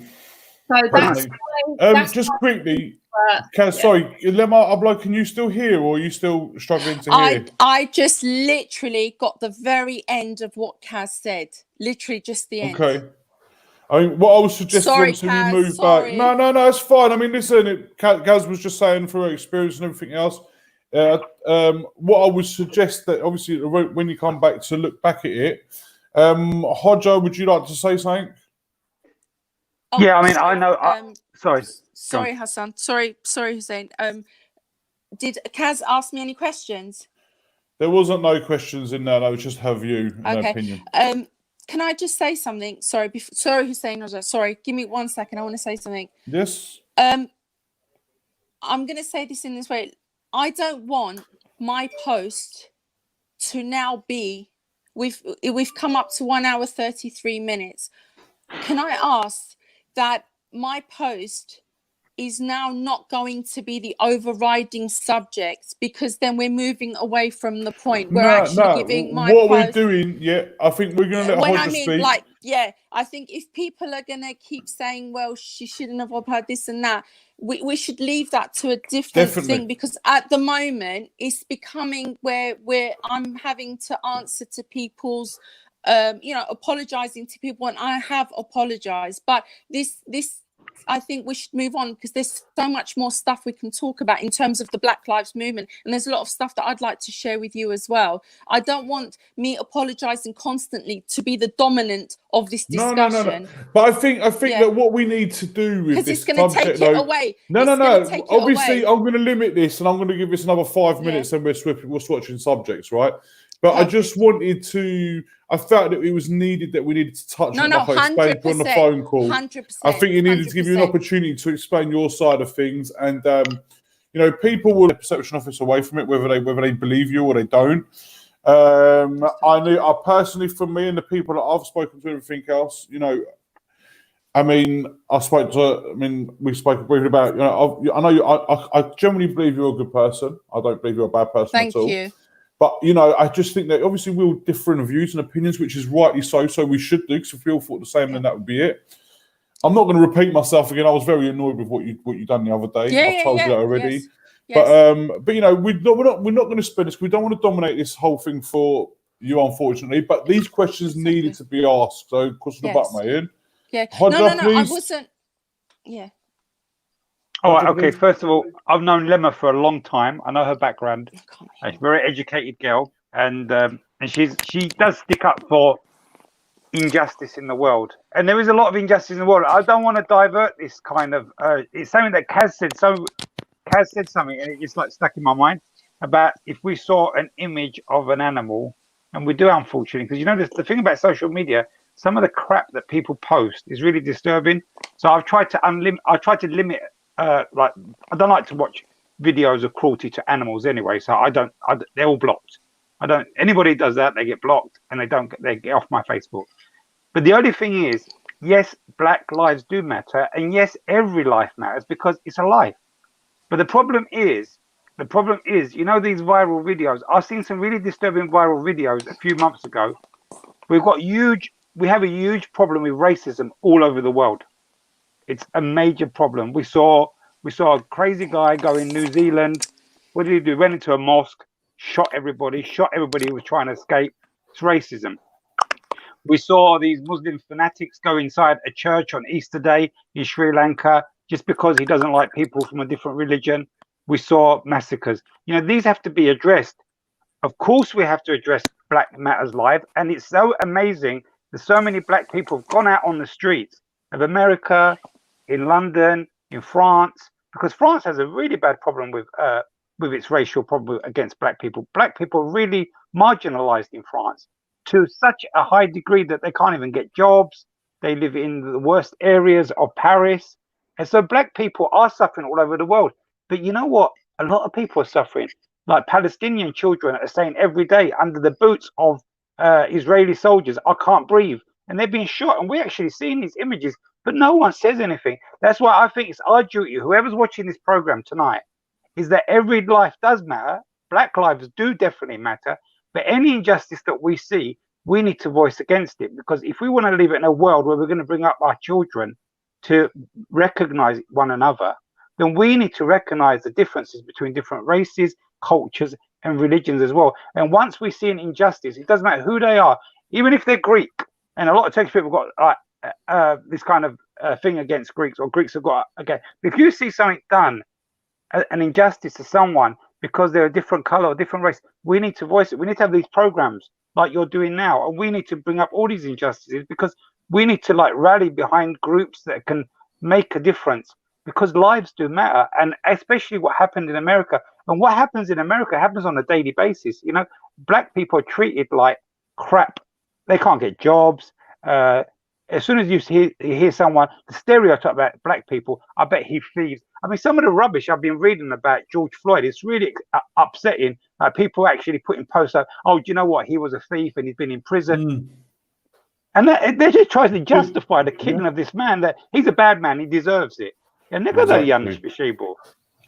I agree with you, Hodja. I agree, because no matter what he done, he might not have been a very nice person, on the streets in the difficult times that he lived. Doesn't matter. It doesn't matter. You're 100%, but he didn't deserve to die like that. No one deserves to die. No one deserves, especially when someone's crying out to you saying, I can't breathe. Please, and you're still stepping on his neck, and you're actually being videoed while you're doing this, and the whole world is watching it. Like, shame on you. Absolute shame You know on that what I country. find really, Shame really on weird though is I society. think there's a deeper core to this, and I think that's something that we always try to miss out on it, right? So I mean, you know, just for example, it's not even a change of subject, but George Floyd, you know, he was a crook, he was a drug dealer, he was part of a gang, he was this, he was that, he put a gun to someone pregnant baby's belly, right? My question to everyone is why is he in that position to having to do that if that is what he done? Why is he in that position? Because he's not been given a fair enough opportunity because of his colour. But Hassan, can I say something about Yes, Abby. stereotyping? I mean, stereotyping, when you stereotype a race or a community, and it goes to such a level or degree, that's when you see actually the word genocide comes in. Because like let's just use the Jews, for example. The Jews, there were so much stereotypes against Jews. Most of them very, very law-abiding citizens, working in Europe, trying to get on with their lives. And then there was so much stereotypes about these people. Oh, they're going to destroy our country. And what happened? You got 6 million people gassed in gas chambers, gypsies, homosexuals, loads of people, people that, you know, that they saw as a threat. And the blacks are the same. And the blacks have been suffering for centuries. They've been enslaved, not only by white people, but by other black tribes as well. Black tribes were selling black people to the white men to take them to America. When they went to America, they were treated terrible. I mean, they were like, they were forced to change their religions. They were given different names. They were denied their language, their faith, their expression. And it still continues today. You know, black slavery is actually still happening today. That there's people in Libya, black people are being transported into Europe. There's actually black slaves in Europe, in rich people's houses. There are black people who have been taken from Africa, from Central Africa, transported into North Africa, then into ships to Italy, working in the sex trade. This is slavery. This is modern day slavery, and we need to address this. Yes, definitely. Right. I mean, Shiva, you've been very quiet. Is there anything? I know you wanted to ask Lemar Blah a question, but I think that it was her sound. I mean, I don't know if you want to ask it now, and maybe she can respond to us. I'll ask it now. Also, I can probably, I don't know, I don't want to like cause anything, but it's been bothering me. I'll tell you what I'll do is, sorry, 1 second. One second. Lemar Blah, can you hear me? She just nod, yeah. Should I bring you on so Shiva can ask you this question? I want to make this the last question that we're going to talk about Lemar's post, yeah? Then we can start moving on. I would like, you know, after this question, I'd like Sihat to start talking about Afro Kuprisa people, you know, and obviously that as well. But let me just I'm going to take myself off and I'm going to bring Lemar on. Zudalen.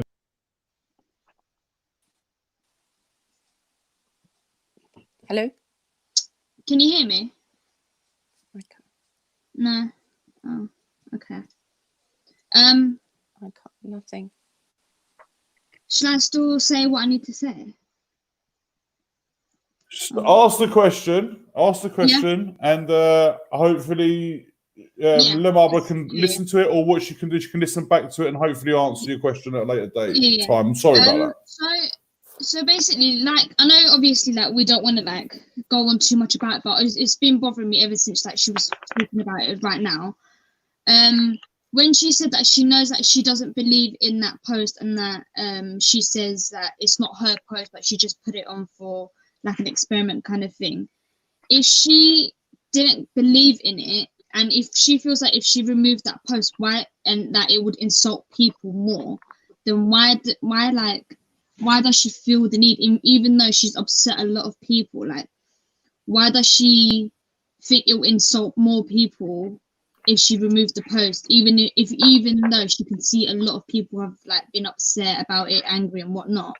Like, I don't want to like say I'm hating on her. I'm not hating on her and whatnot. I understand everything, and I don't want to come across as like too forward or something like that. But why does she, if she says that she doesn't believe in that and she knows that she's wrong, why feel the need to post about it on social media and see everyone about your post? And also, why do you think it will insult more people if you remove the post, if you know that more loads of people have been affected by the post itself. Good point. Good thing. I mean, I don't know. I can see if I can try and bring her back in. I don't know if you'd heard any of that, Lemar. Can you hear me? I can hear you. Can you hear me? Can Ziver hear me as well? Yeah, can you hear me? Yes. I just caught the last bit. It literally muffled. She said something about not removing the post. So I'll say short and simple. So you said something about wanting to kind of experiment and see about your post and your opinion about it, even though you said it's not your post and you don't believe in it. But why did you feel the need to post it on social media if you don't believe in it in yourself, and to see other people's reactions if you know it's going to upset them? And why do you feel like it's going to be more insulting to people, to others, if you don't remove the post, even though you know you've affected a lot of people through it? The first part, can you hear me? Yeah. Okay. The first part, I did explain the reason why I don't agree with, I put a post that I don't agree. It was purely so that I can actually get people talking rawly with a raw subject, and to use it for research purposes and to take it forward continuously. Second question was, I don't want it taken down, because then, how can I put it this way? If we were to take things down with that we've put up and everything else, it then diffuses the purpose. I think it would have insulted people even more, because they would have said, oh, look, she's done it. She's made us all talk about it. And then she's decided, just like that, to take it off. That would even infuriate me. That's why I wouldn't do to somebody like this, it would have made them feel even more used, and that's not what my intention was. Hassan offered to take it down, and my response to that, the reason why I don't want to take it down is because every single person's opinion counts. So that's why I didn't want it taken down, because I want everyone's opinion there, and I want it counted. Okay, Lemar, thank you very much. I mean, listen, I think we need to move on to the next subject now.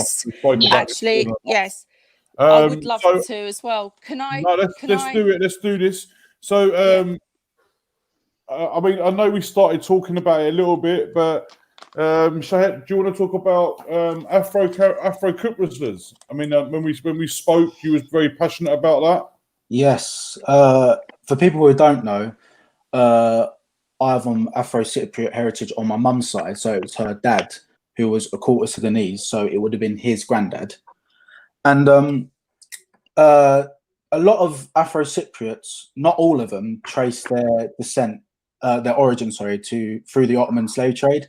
Not all of them, because some came after as free men and started working as like fishermen and other stuff like that. And they mostly came from Sudan and Zanzibar and like the Bantu region, countries around there. So you got like Kenya and other places, Central Africa, for example.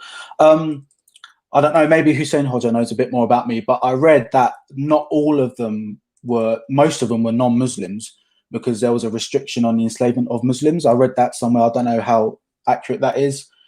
Some said there were mostly traditional African religions. I'm not sure how accurate that is, but I read that somewhere. Most of the slaves, as we heard a bit before, came through Limassol Port, went to Piscobal and work in fields and stuff like that. But some were slave soldiers as well. They could become higher in rank, but it is known that they were inferior to European and Caucasian slaves, because in Cyprus it was actually 50-50. It was black slaves and white slaves from like the Black Sea region and the Balkans. Actually, in I think it was 1590 to 60-40, it was actually 50-50, like the ratio. And it's interesting because we spoke about it a bit earlier. A lot of us have like family members or elders who are a lot darker than us, and it's like we're clearly not 100% Turkish or Turkish Cypriot, because it's like, how can that be? Like, obviously, it's like it's obviously not like a thing because they're black, obviously. Like, I don't mean that in that way, but like, it's like Cypriots in general, in my opinion, are very mixed, because on my mum's side alone, we don't just have Afro heritage. We have like North African, Iraqi, you know, it's a lot of different mashups of cultures. Basically, wherever the Ottomans went is what we have in us. We're like a massive mashup of different nationalities and ethnicities. But yeah, I just think that Cypriots in general need to be more proud of the Afro Cypriots on the island, because they have contributed a lot to the country and they've helped the country be built, essentially, because a lot of them did very important jobs in the olden days. You know, a lot of them were fishermen, a lot of them built like chairs and stuff like that, and they helped the country grow.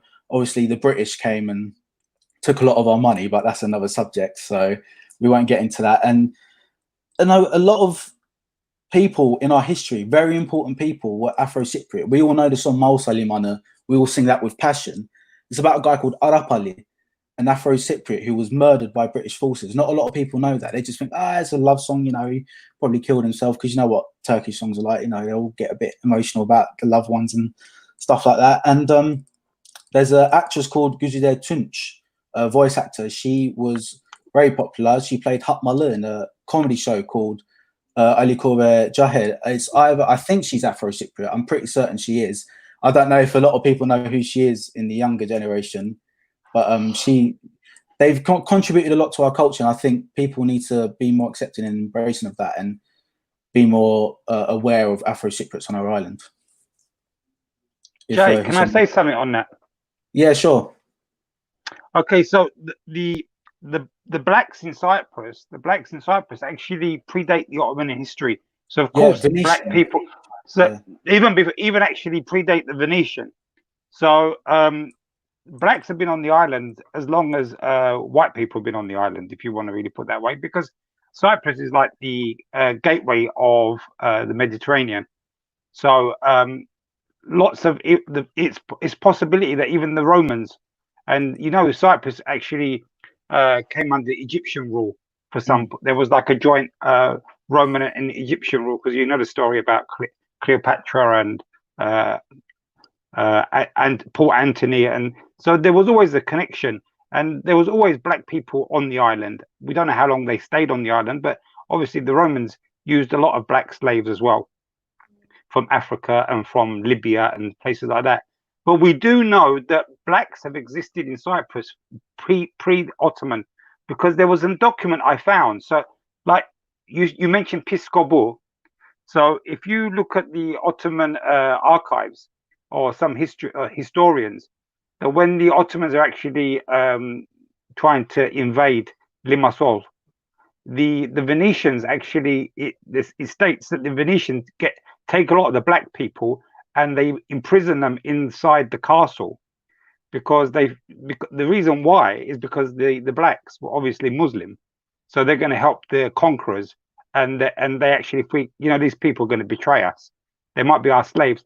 But we also see in some areas of Cyprus where there are small communities of black Afro-Cypriots. So if you look in the region of like Karpaz, where I'm from, they're not like there's not a lot of families. It's not like Piscobu where you got like 50-50.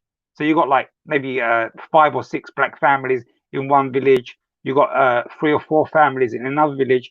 And the reason why from my research, what I actually found out is probably my great grandmother, who's an Afro-Cypriot, she probably actually predates the Ottoman Empire, because I actually found a document in the archives, early Ottoman, late Ottoman land registry, and I found some land registered under her parents' surname, like Fella, and it was written in Greek. Actually, it was called Fellaias, which means the land of the Fella. So it actually could be that some of these Venetian or Latin families that were ruling Cyprus had black slaves. And when the Ottomans come, they had a problem with the Latins. So a lot of the Latins either died or were expelled from the island, or many were converted to become Muslims. And the slaves or the servants were given freedom. Now, with the Ottomans, they don't like to use the word slave, because you know in Arabic, the Arabic word for slave actually can mean servant as well. So a lot of Ottoman, like white families or Ottoman Turkish families, did have black servants. They did have black servants. And I can give you an example as well. So my wife's great-grandfather, who was a landowner, he had a Turkish-speaking wife. I don't know what her origins are, but she's white. But he also had a black servant woman, but he also married the black servant woman and had a child from her. So they actually had, because people did used to have more than one wife before in the Ottoman Empire.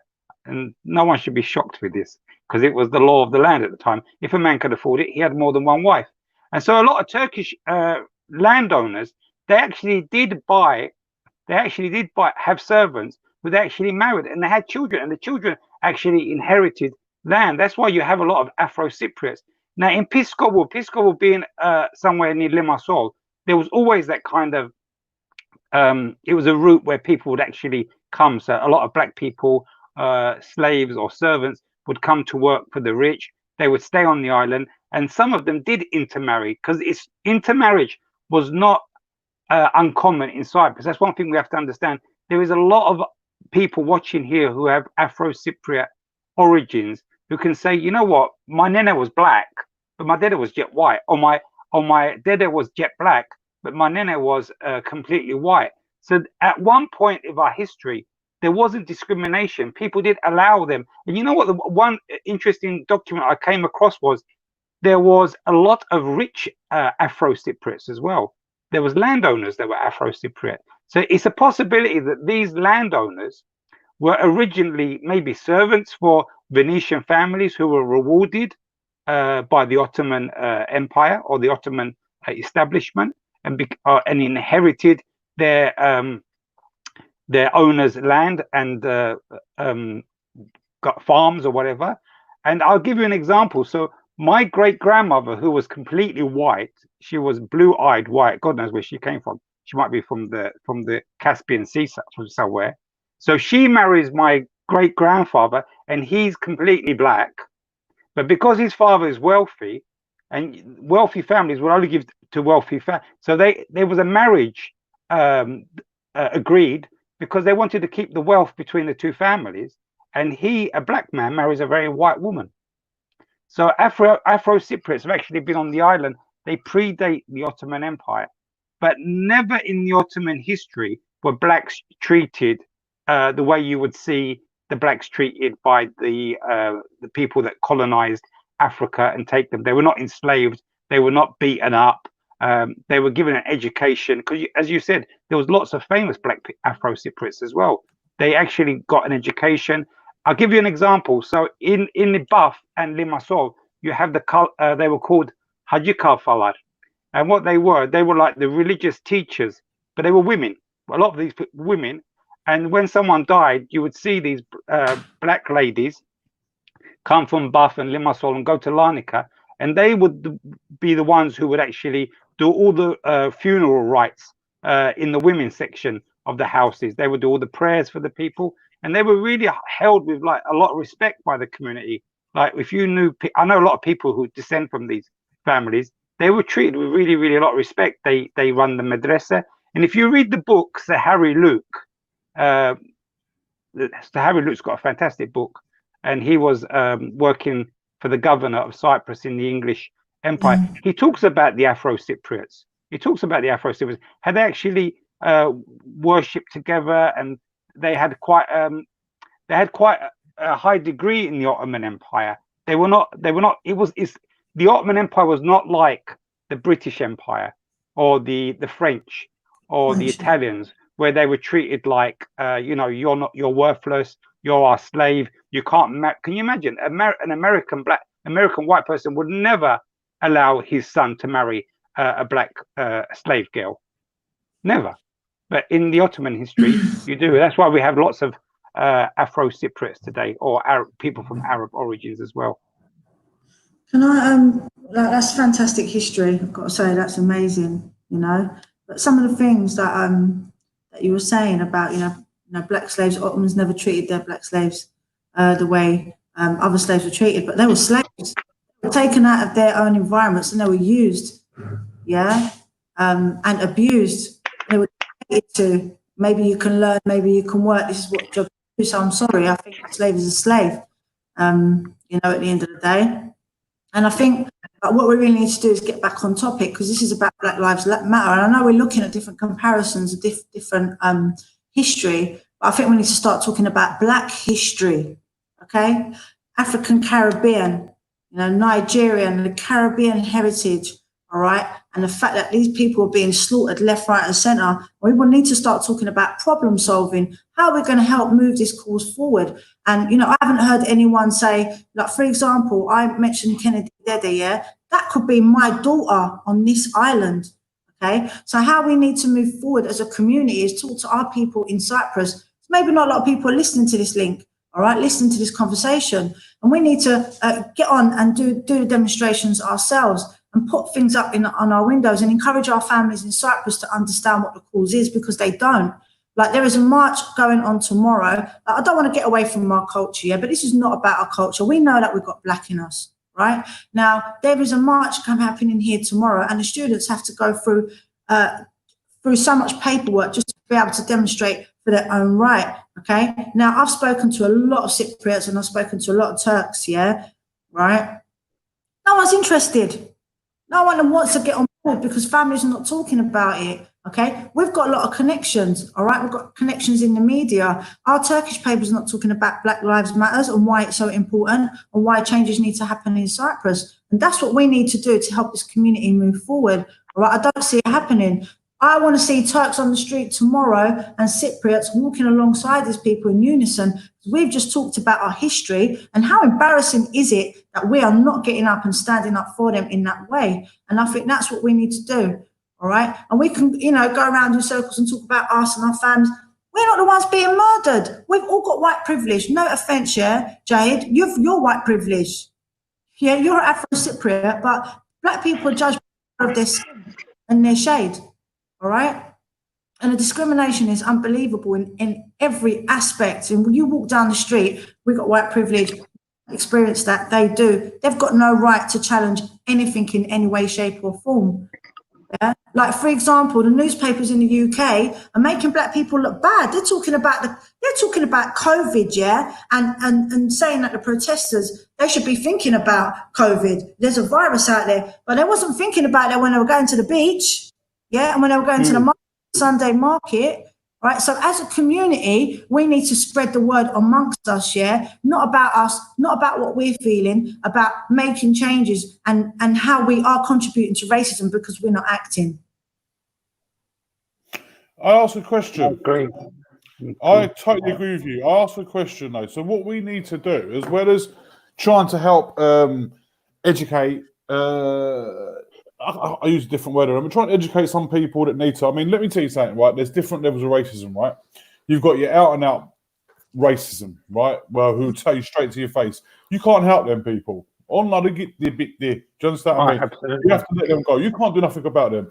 You got the other ones that will come out and say to you, "Oh, you're all right, you are, but you see that Black guy over there, he's not all right." He's talking to a Black guy. Yeah, that Black guy, you're all right, you are, pal, but yeah, he's not all right. I don't like, I mean, that is just, that's racism to another level, but that's a racism to say, you're all right, but you're not.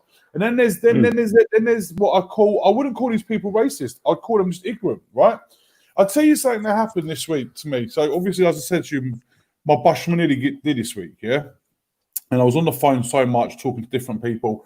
And I had this one lady who put a post up, and she said Black Lives Matter, Black Lives Matter, but she said all lives matter. She kept saying all lives matter, and she was getting a lot of hate. Understandably, she was getting a lot of hate on her post. So obviously, she contacted me as admin, and I contacted her to see if she was okay. And I had a chat with her, and I got on the phone and talked to her, and I said to her, "Look, you know, do you realise what Black Lives Matter means?" And she says, "Yeah, all lives matter means." She said, "Yeah, of course I do. Everyone's life matter." I said, yes. And then I explained to her the reason of the hashtag Black Lives Matter, All Lives Matter movement. And she was like, "Oh my God, I'm so sorry." And she went away. She's not even done her research. She came back, she goes, "Hassan, please send my apologies to everybody. That was not in my intentions. I wasn't aware of it." Now, my quick question could be, well, don't comment on something unless you're educated on it, right? But, you know, that's not the answer. I don't feel that that's the answer. And I feel that the answer is, we need to help these people. We need to help understand these people understand the reasoning of behind everything, right? I mean, we touched on earlier on. There's loads of different things that are going on in the life right now. This world at this precise moment isn't the nicest place to be in at the moment with COVID-19 and everything that's happening in America with our black brothers and sisters, etc., etc. You know, but what we need to try and do is try and educate those that need educating. We also need to try and think of a movement. Now, we was all quick, and rightly so. We was all quick on a Thursday night to go outside, clap our hands for the NHS, to thank them for all their hard work and everything they put in their front line, all our key workers. And I'll say, I personally respect you 150%, guys, and I appreciate everything you've done for us and everything you continue to do, right? But what is it that we can do to try and get a movement going for our black brothers and sisters? That's something else that we need to try and think about. You know, I don't know how. I've not had a chance to think about it. We can go on these protests, we can meet together and go on these protests, etc., and stand united one another, but we have to continue to do something else. Emma, you got anything you want to say?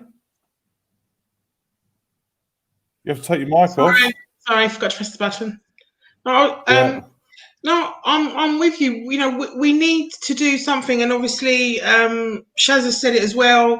Kaz has said it as well. We've all said it. We all say it in different ways. Hodge has said it. It's all very well, and no, we can sit here every day, every week, talk about it, yeah. And we're all really good at talking because you know we like to chat. But we need to do something. We need to move it on. We need to get behind stuff.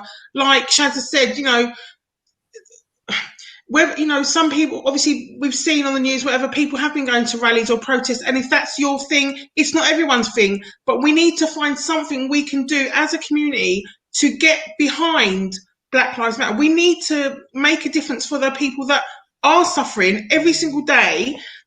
We can keep talking about it, but talking about it is not going to do anything, especially in. That's what the black community are doing. That's what the black community are doing. I said the black community. Different. No, I'm not saying that you're not saying that, but I'm saying they are already acting. We just need to stand behind them, with them. That's what I'm saying. You know, do what they're doing. We're out there marching, put stuff in our windows. Black Lives Matter. No more racism. No more racial profiling. You know, scream it to your families. Put it on your Facebooks like we are. But the most key thing is what we talk about in our homes as well. Like, that's really key. What are you actually talking about? Not you. I'm just saying, what a Cypriot. I mean, look, you know how much family I've got over here? I know how many people you guys have got over here as well. You know what I mean? And how many people actually went out on the marches? How many Cypriots went out? Yeah, I know a few, but how many of us, actually contributed to the marches that are going on? Yeah, that's really important because black people they're trying to make people look bad, setting people up, putting bricks out. You know what I mean? Creating riots. White supremacists, everybody knows white supremacists are the ones that started the riots in America, and black people finishing it off good, and I'm with them 100%. But the media, it's disgusting what the media are doing, you know? So we need to stand up to newspapers, all right? We need to stand up to politics. I was on Twitter, all right? And I couldn't believe what the politicians were writing, Farage, right? I don't even want to give him no airtime, all right? He had the audacity to say that we are insulting his British flag. Okay, when they've spent years ripping down flags, all right? Now, a lot of people had a lot of comments to say about the statue, the slave owner statue that was ripped down. Well, amen, thank God. And that's the sort of stuff we need to start doing. Yeah, thank God that statue. Do you know what? It's the happiest moment of my life. Yeah, they were criticised for that. I didn't see no one jumping on the bandwagon to defend them. You can use the hashtag, but there's a lot more to say than that. Yeah, so that's really important. Young people are going out there and they're being abused by the police, right? Where is our community? Where is our community going out? I mean, we're making history right now, yeah? This is the first time, and I've been talking to a lot of people here.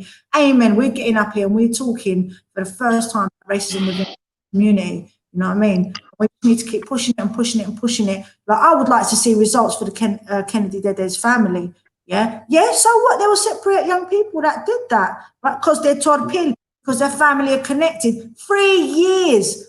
3 years, yeah, and I was talking to people that know him, his friends, right, distraught that they don't know nothing, not even, they know what happened, yeah, but it's not talked about. That could be my child, that could be your child, you know, because of the colour of somebody's skin. I don't care where you're from, right? We are all white privileged, And we're on a platform where we can actually talk about stuff that other people suppress and oppress and cannot do it. So we need to think wisely about our topics and what we're talking about, you know? Like it's really frustrating because like, I know that the Black community are watching this. Yeah. Like, I'm looking at the comments, yeah, and they're like, what are you talking about? Why are we talking about posts? Why are we talking about this? Yeah, you are our voice right now. And we need to be a bit more articulate and think about where we're going to be moving forward and stay on the subject. Sorry, Kaz. I think, like I was saying last week, it's about like having conversations with family members. Start conversations with them, the older generation.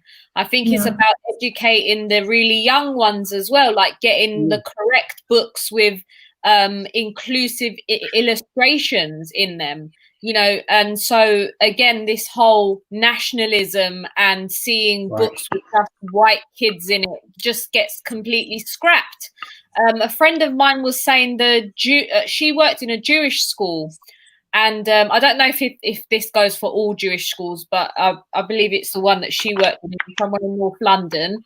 And the kids books that they use, all the illustration are of Black people because they identify themselves as being like original Jews. They weren't white and things like that. So why do we, like, for example, I was, not to bash my brother and, you know, his upbringing of his daughter, but my niece came round last week and I was reading a book to her of like The Little Mermaid, and you know, because I'm so heated about everything that's going on, I'm really recognizing like things like books, you know, kids books and stuff. And when we were flicking through the pages, like all the characters, you know, drawn were all white, and I'm thinking, oh my god, like I need to like get rid of this book. Really, let me finish it and not read this book anymore. And you know, she kept pointing at some of the little blonde characters in the book and saying, oh, I like that one's hair, you know, beautiful straight blonde hair. And I pointed at the curly pink hair one, and I said to the curly pink, I said to my niece, I like the curly pink hair one. And she goes, no, I don't like that. And again, it's, you know, visuals. Because as children, like a lot of what we take in is all visuals, sounds, you know, they're like sponges, like they say, but we need to make sure that even if it's our little nieces, nephews, if you haven't got kids or whatever, we need to be looking at the type of content that they are looking at as well, and try and bring in some diversity into our own houses.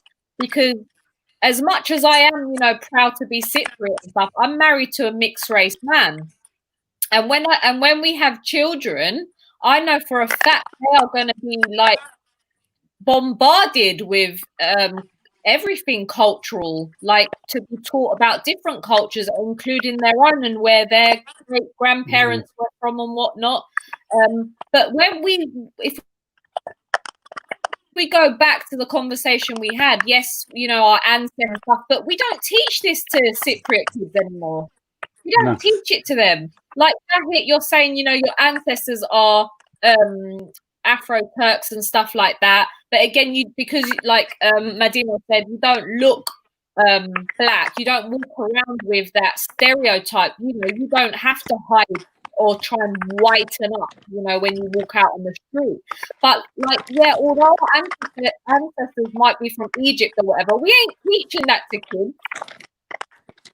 Can I say something on that, Kaz? Can I say something on that?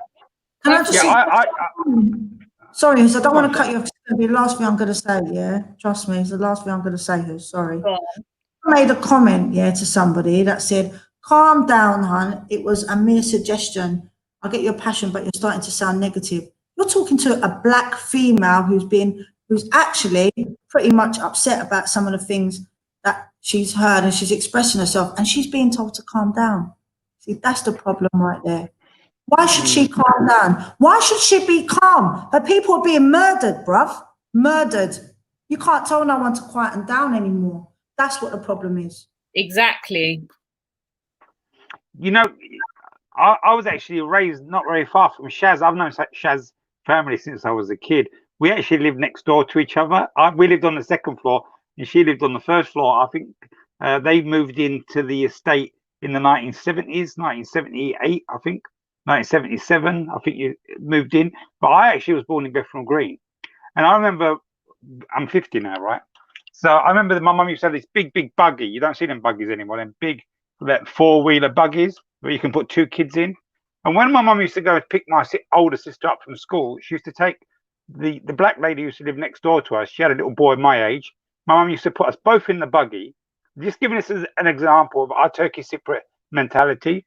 And she used to go and pick up my sister. So there was me and this little boy. I can't remember his name anymore because we moved. And he was always inside my house because his mum was a nurse. And I remember once another Turkey Cypriot woman turned around to my mum and said to her in Turkish, "Don't you feel ashamed like putting that black boy in your buggy and people are going to think that you've actually had an affair with a black man?" So this is the mentality, but you know, it has to be inside you. And I don't think education is the only thing. You can read books all day long. If you're a racist, you're a racist. The German population was a very, very educated population. It didn't stop them doing genocide. It didn't stop them causing a Holocaust. You know, a lot of the Americans, the people that actually were funding for slaves to go to America, they were educated people. These people were rich people, educated people. It's not about education. It's about having love in your life. If you love a race or you can see beyond the color, it's something that has to come natural. I remember my sister, she used to go to the market and she used to say to my mum, "I don't want a white doll, mum, I want a black doll." My mum used to buy her black dolls and people used to think we were the most craziest family in the East End. But racism starts from home. I actually believe that racism starts from home. And, you know, that's exactly it. And we have a lot of stereotypes. I'm really sorry to have to say this, keep on saying this over, but Turkey, let's talk about our community because this is a Turkey Cypriot page. The racism that exists in the Turkey Cypriot community is phenomenal. I mean, I can just tell you people, I mean, I'm sure Lemma's watching now. And I'm sorry, Lemma, I'm going to actually talk about your heritage here. So Lemma and me, we share a bit of a similar heritage. So we've got relatives in Palestine, yeah? And I mean, some of the abuse that Arab people get by Turkey Cypriots is phenomenal. Like, oh, Arabs are dirty people. I'd never go to an Arab country. It's so filthy. We have to listen to all this crap. Oh, black people are dirty. Oh, black people are thieves. Oh, black people, they never work. They're lazy. And these are the stereotypes that actually exist in our Turkey Cypriot community. And that's why when you were saying, Kaz, that if I was to marry a black person, and I said to you, even if he was Muslim, your parents, sorry, I'm not talking about your parents, but I'm generalizing. A lot of parents will say, I don't want a black man. Even if he's Muslim, they don't want him because he's a different color. And it all boils back to nationalism, because this, in the Turkish books as well, if you look at the old Turkish books in the old days in Cyprus, and I've got copies of them, my mum's school books, yeah, the children are not even drawn or not even displayed. They don't even look like Turkey. They're like blonde children. You don't even see an Esmer person in the book. You don't even like see a Turkish looking person. They look very white European. So they were trying to make us European. And you know what? In one way, they've achieved it because they've actually made us quite a prejudiced society. I'm sorry to say, but they've made Turkey Cypriots into a very prejudiced society. And that's why we look at everybody who's not Turkey Cypriot, but we don't mind white people. The Turkey Cypriot family would actually accept an Englishman as a son-in-law or daughter-in-law. But when they bring home and they say, Mum, I'm tanıştırayım seni erkek arkadaşımla veya kız arkadaşım, and when they're black, they hit the roof. I know people who've married black people and the grandparents have never seen their grandchildren. Never seen their grandchildren. And I've had to like talk to families and they say, ölürüm, but I'd rather die, but I don't want that. He's not my grandson. And that's what we're facing today. And how do we? You know what?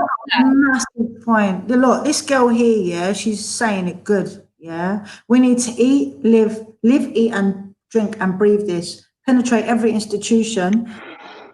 With family, friends, put up posts, go on marches, sign petitions, get involved in politics, etc., etc., etc. Challenge racism on all levels, wherever, whenever, whoever. That's what a collective approach is all about, in working together to help make a change. It's no mean fate. It's tough to fight this cause. The weight is heavy. Let's help it lift another up and support the agenda to eradicate it. Zehra Akar. Bravo.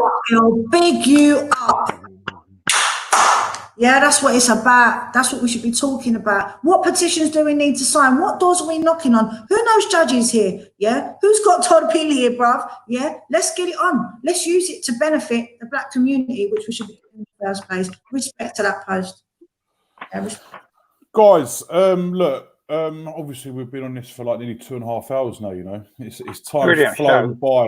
Time flown by, and you know, like I said, and like I've always said to the guys that obviously I've got a little group with, I want to continue to try and do this because obviously, look, it's clearly that we have people who are interested in this topic. We've had a good, steady viewership as well today, which has been really, really good. So, what I want to try and do now, because obviously we want to continue it next week and the week after and the week after, because I don't believe that we should shut this up.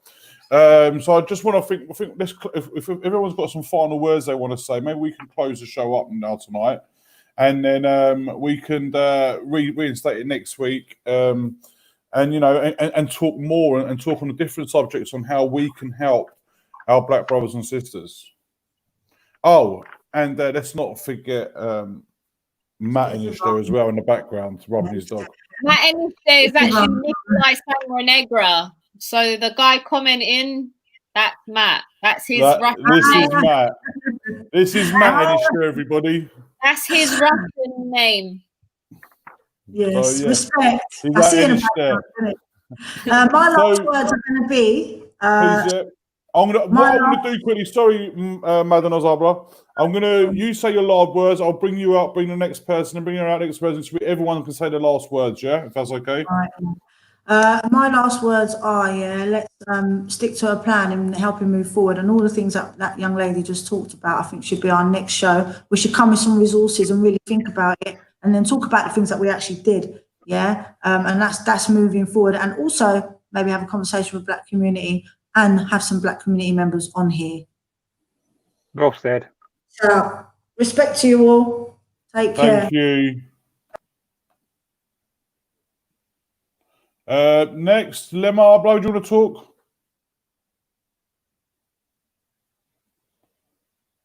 Just the members. Oh, 1 minute. Your mic is on. Oh, there. Say something, please. Lemma, can you hear us? Is it in listeners? I can hear you, but she can't. No. Right, I'm sure, Lemma Abla, if you cannot hear us, all I would suggest, if you've got your final comments, put them in the comments below at the end of this. I don't know what else to say on that one. I'm going to take Lemma out. I can hear now. No, I can hear you now. I can hear you now. Yeah. Got any last words you'd like to say? Yeah. Last words. Well, there was actually a lot of stuff that I was going to talk about the Black Lives, but the whole posting took up the thing.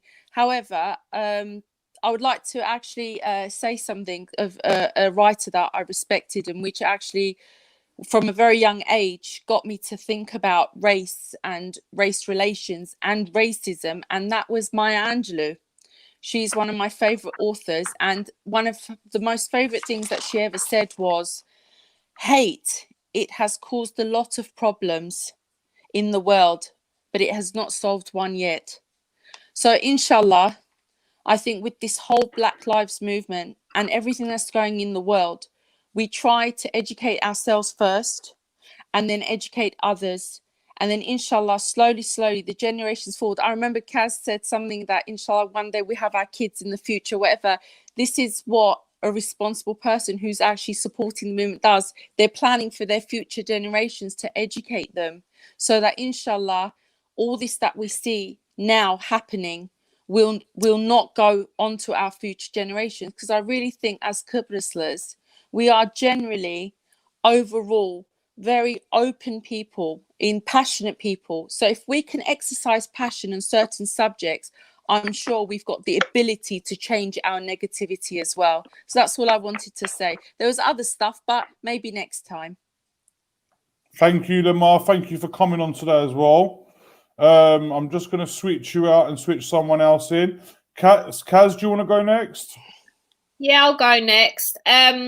So my final words, like Jerry Springer.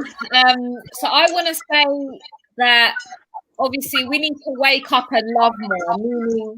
Meaning, if you want to sort of carry on supporting, you need to instill it in your everyday life. So smiling at people more, not putting your nose down at people. You know, when you get on the bus, you know, help people. Don't just watch them struggling. A friend of mine who is a Black single mother, she actually would like to come on the show. She's been watching from last week and she watched today as well. She would like to talk on behalf of herself as a young Black woman, because there is a difference between being a Black man and a Black woman. You know, there's a lot of responsibility on the shoulders of Black women. And I think that a lot of people who do want to hear more from the Black community on our platform, I think if you guys are open to having her, she'd love to be on. But I definitely think if we're going to start, we have to start in our own homes as well. Like I said last week, we need to be having certain difficult conversations with our nenes and our dedes and our aunties. You know, just spark a bit of conversation with them and see what their responses will be, and try and, you know, educate them as well about how we need to move forward as Cypriots. And one more thing I was going to say is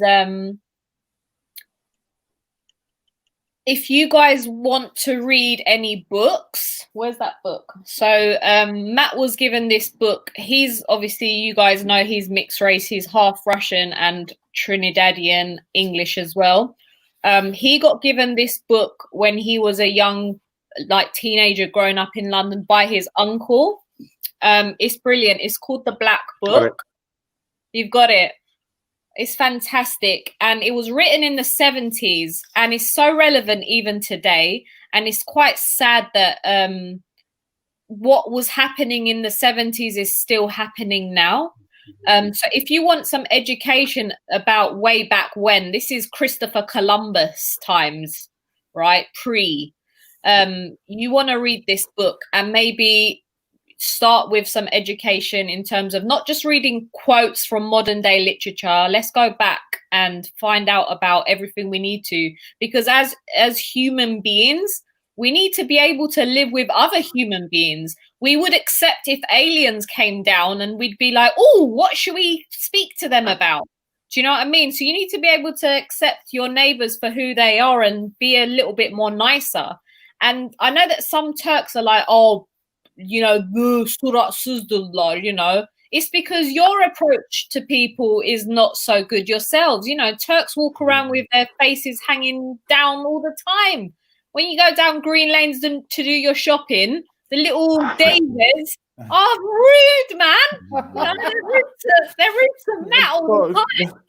It's funny you say that, Kaz, because I was in Greens Lanes on Saturday and I went into Yasha's, okay? And there was this, you know, there was just, I'd obviously call her my Daisy, yeah? Because we weren't my Daisy, but, you know, she wasn't old enough for me to say Daisy. And I've seen her coming, I've stepped to the side to let her go past. You know what? She walked past like that. Didn't even say one thank you. I'm thinking, babe, what's wrong with saying thank you, man? Do you know what I mean? And that's the thing. I would pull them up. Still, I don't care if they're my elders. If you don't treat me with respect, I won't treat you with respect. I'm a old enough, big enough girl to know what respect is, and I don't always like it when a lot of the elders try and act like that with the younger people. It belittles us, you know, when actually we're way ahead of some of those people in that generation in terms of, you know. But yeah, that's my piece. I don't want to carry on for too long. But... Thank you, Kaz. Thank you. I'm going to take you out and bring in. Sihat, would you like to say a few words? Yeah, quickly, I do want to address that very quickly. A comment by Sheniz Jones. I 100% agree with everything you said. We do need more Black Cypriots on the show. That would be perfect. I'm just someone who's very proud that I've got a bit of that heritage in me, and I just wanted to make that apparent. But I definitely 100% agree with you. I'm fully aware of my privilege. Just wanted to let you know that. And yeah, we just need to get behind the right things. You know, sign petitions, educate ourselves, and we do need to call out certain members in our family because some of the stuff they say it's not acceptable. We need to sort it out in our own homes first before we help teach others how to not be racist. Basically, yeah. Thank you very much. It's been a pleasure. Any final words from you, sir? For me? Yes, please. Well, let's start with Black is Beautiful, maybe, huh? Black is very beautiful. All right. So my final words is this. Thanks for calling me onto the show tonight. As someone who represents the Turkish Cypriot community on a spiritual level, I just want to say this, right? The whole world has a problem with racism. And unfortunately, our community is not exempt from this. And there is racism even inside the religious community. There is racism. There's Muslim racists, there's Christian racists, there's Jewish. If you're racist, you're racist. Yeah, and it doesn't matter. But I wanna say this.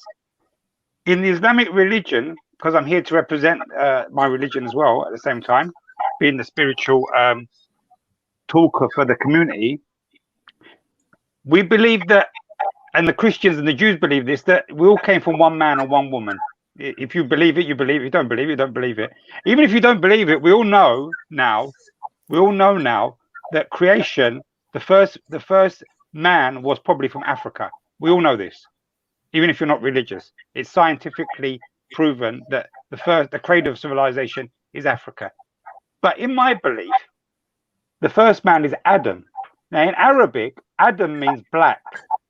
We're actually told and we actually believe that our forefather Adam was black. Again, the most mentioned prophet in the Quran, more than the Prophet Muhammad, is the Prophet Moses. He's black. Hazrat Suleiman, the Prophet Solomon, is black. He falls in love with Belkis, the Queen of Sheba of Yemen. She's black. Jesus Christ, the Islamic idea of Jesus Christ, he's black because the Prophet says he has a dream of him and he sees a vision of him in Mecca, and he's dark and he's got long hair, some dispute about the hair, but he's black. What is this telling us? That if you're a Muslim, I'm just talking about my own community now, if you actually believe you're a Muslim and you have a problem with black people, you've got a really serious problem with your religion as well. And I just want to finish it with this, Hassan. Thanks for having me on the show. The 49th chapter of the Quran, and verse 13 reads this: "O people, I created you all from one man and one woman, and I created you in different races, religions, and you can say colors and tribes, only that you recognize each other, you show mutual respect to each other, and none of you are superior than each other. The only thing that makes you more superior is the one who is more righteous, the one who does good. You're judged by your righteousness, how good you are towards God, how good you are towards each other." And let me just remind everybody who's watching this, the Prophet Muhammad is a descendant of a black woman. The Prophet Muhammad was raised after his mother by a woman called Ayyan, who actually was a black woman. She actually nursed his children. She was a servant who, when he gave her freedom, she said, "I'm not leaving, I'm staying with you to the end." And she outlived the Prophet Muhammad. She cradled his children and she cradled his grandchildren, and she was black Ethiopian. And he said, "That is my mother." So next time you have all this kind of thing, Aman, you can't marry a black man, you can't do this. Hopefully, if our parents actually do believe in their religion and they're still being racist, they've got a big issue with their religion and they have a big issue with the Quran, because the Quran says that we're all equal and black people are our brothers and our sisters. And I'm very proud of having black, Arab, and other stuff in my heritage. Thank you, everyone, for having me on tonight. Thank you. Eminaba, so Shiva, you go first. Yeah, last word is just to like make sure we all love one another no matter what color or race we are, and that everyone is like Hussein Abi said, black people are beautiful, which is an amazing thing to say because they are, and that we should all treat each other the same as you expect to be treated, right? So I'm going to keep this short and simple so everyone else can say their parts as well. Just make sure everyone just to love literally everyone. I'm rambling, sorry. Make sure you love one another and show them how you care and your support towards them, and that do not give up and carry on fighting, because it's important that we actually have our voices heard and that we shall not be silenced from now on. And it's important to know how we are powerful enough to we can change something, because if we've been brought up in this world to do something, then why can't we? We are human beings at the end of the day, and we have every right to have our voices to be heard. And I think with this subject, our voice definitely needs to be heard. From now, considering that it's 2020 and this topic is still going on, racism still happens, which is really upsetting. But we need to make sure this comes to an end and we all are loved by one. And yeah. Thank you, Shiva. And Eminaba? What do I want to say? I just want to say... Can I say something first? Yeah, I haven't cried. I'm very proud of you, Eminaba, today. I did cry. Whole programme. Very proud of you. Thank you. Hashtag proud. I just want to say basically what you've all said. Just be nice to each other, yeah? Just be kind. Say good morning. I say good morning to all of you. At 6 o'clock in the morning, I write good morning to the whole of the TCC UK family every morning without fail.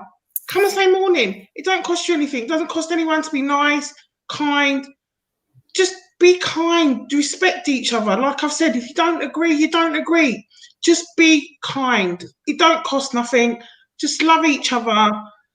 That's all I'm going to say. Just be nice and back each other. Whatever you do, whatever we're doing, get behind each other. Get behind the communities. Whatever the project or the subject may be, we are all the same community. We are all the same people. Like what just said, we've all come from the same. Whatever your religious beliefs or whatever your spiritual belief, we're all human beings. Yeah, we're all from the same. So just be nice to each other and back each other and support each other. And, you know, we need to keep fighting. We will keep fighting, whatever the case or whatever the cause may be. Just be nice to each other. That's all I want to say. Thank you. And finally, Sean, we kept losing you today, didn't we? You kept coming in and out. But come on then, give us your final words, and then next week, hopefully, we can run properly. Unfortunately, I'm going to have to watch this whole live back because I didn't hear a lot of what was said tonight. Or 2 hours and 40 minutes. Basically, I'm going to have to spend the whole day just trying to catch up on everything was discussed.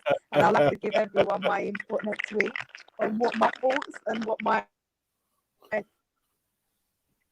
feelings were on everything that was being said. But my final saying is basically, we're all here once. We're going to have one life.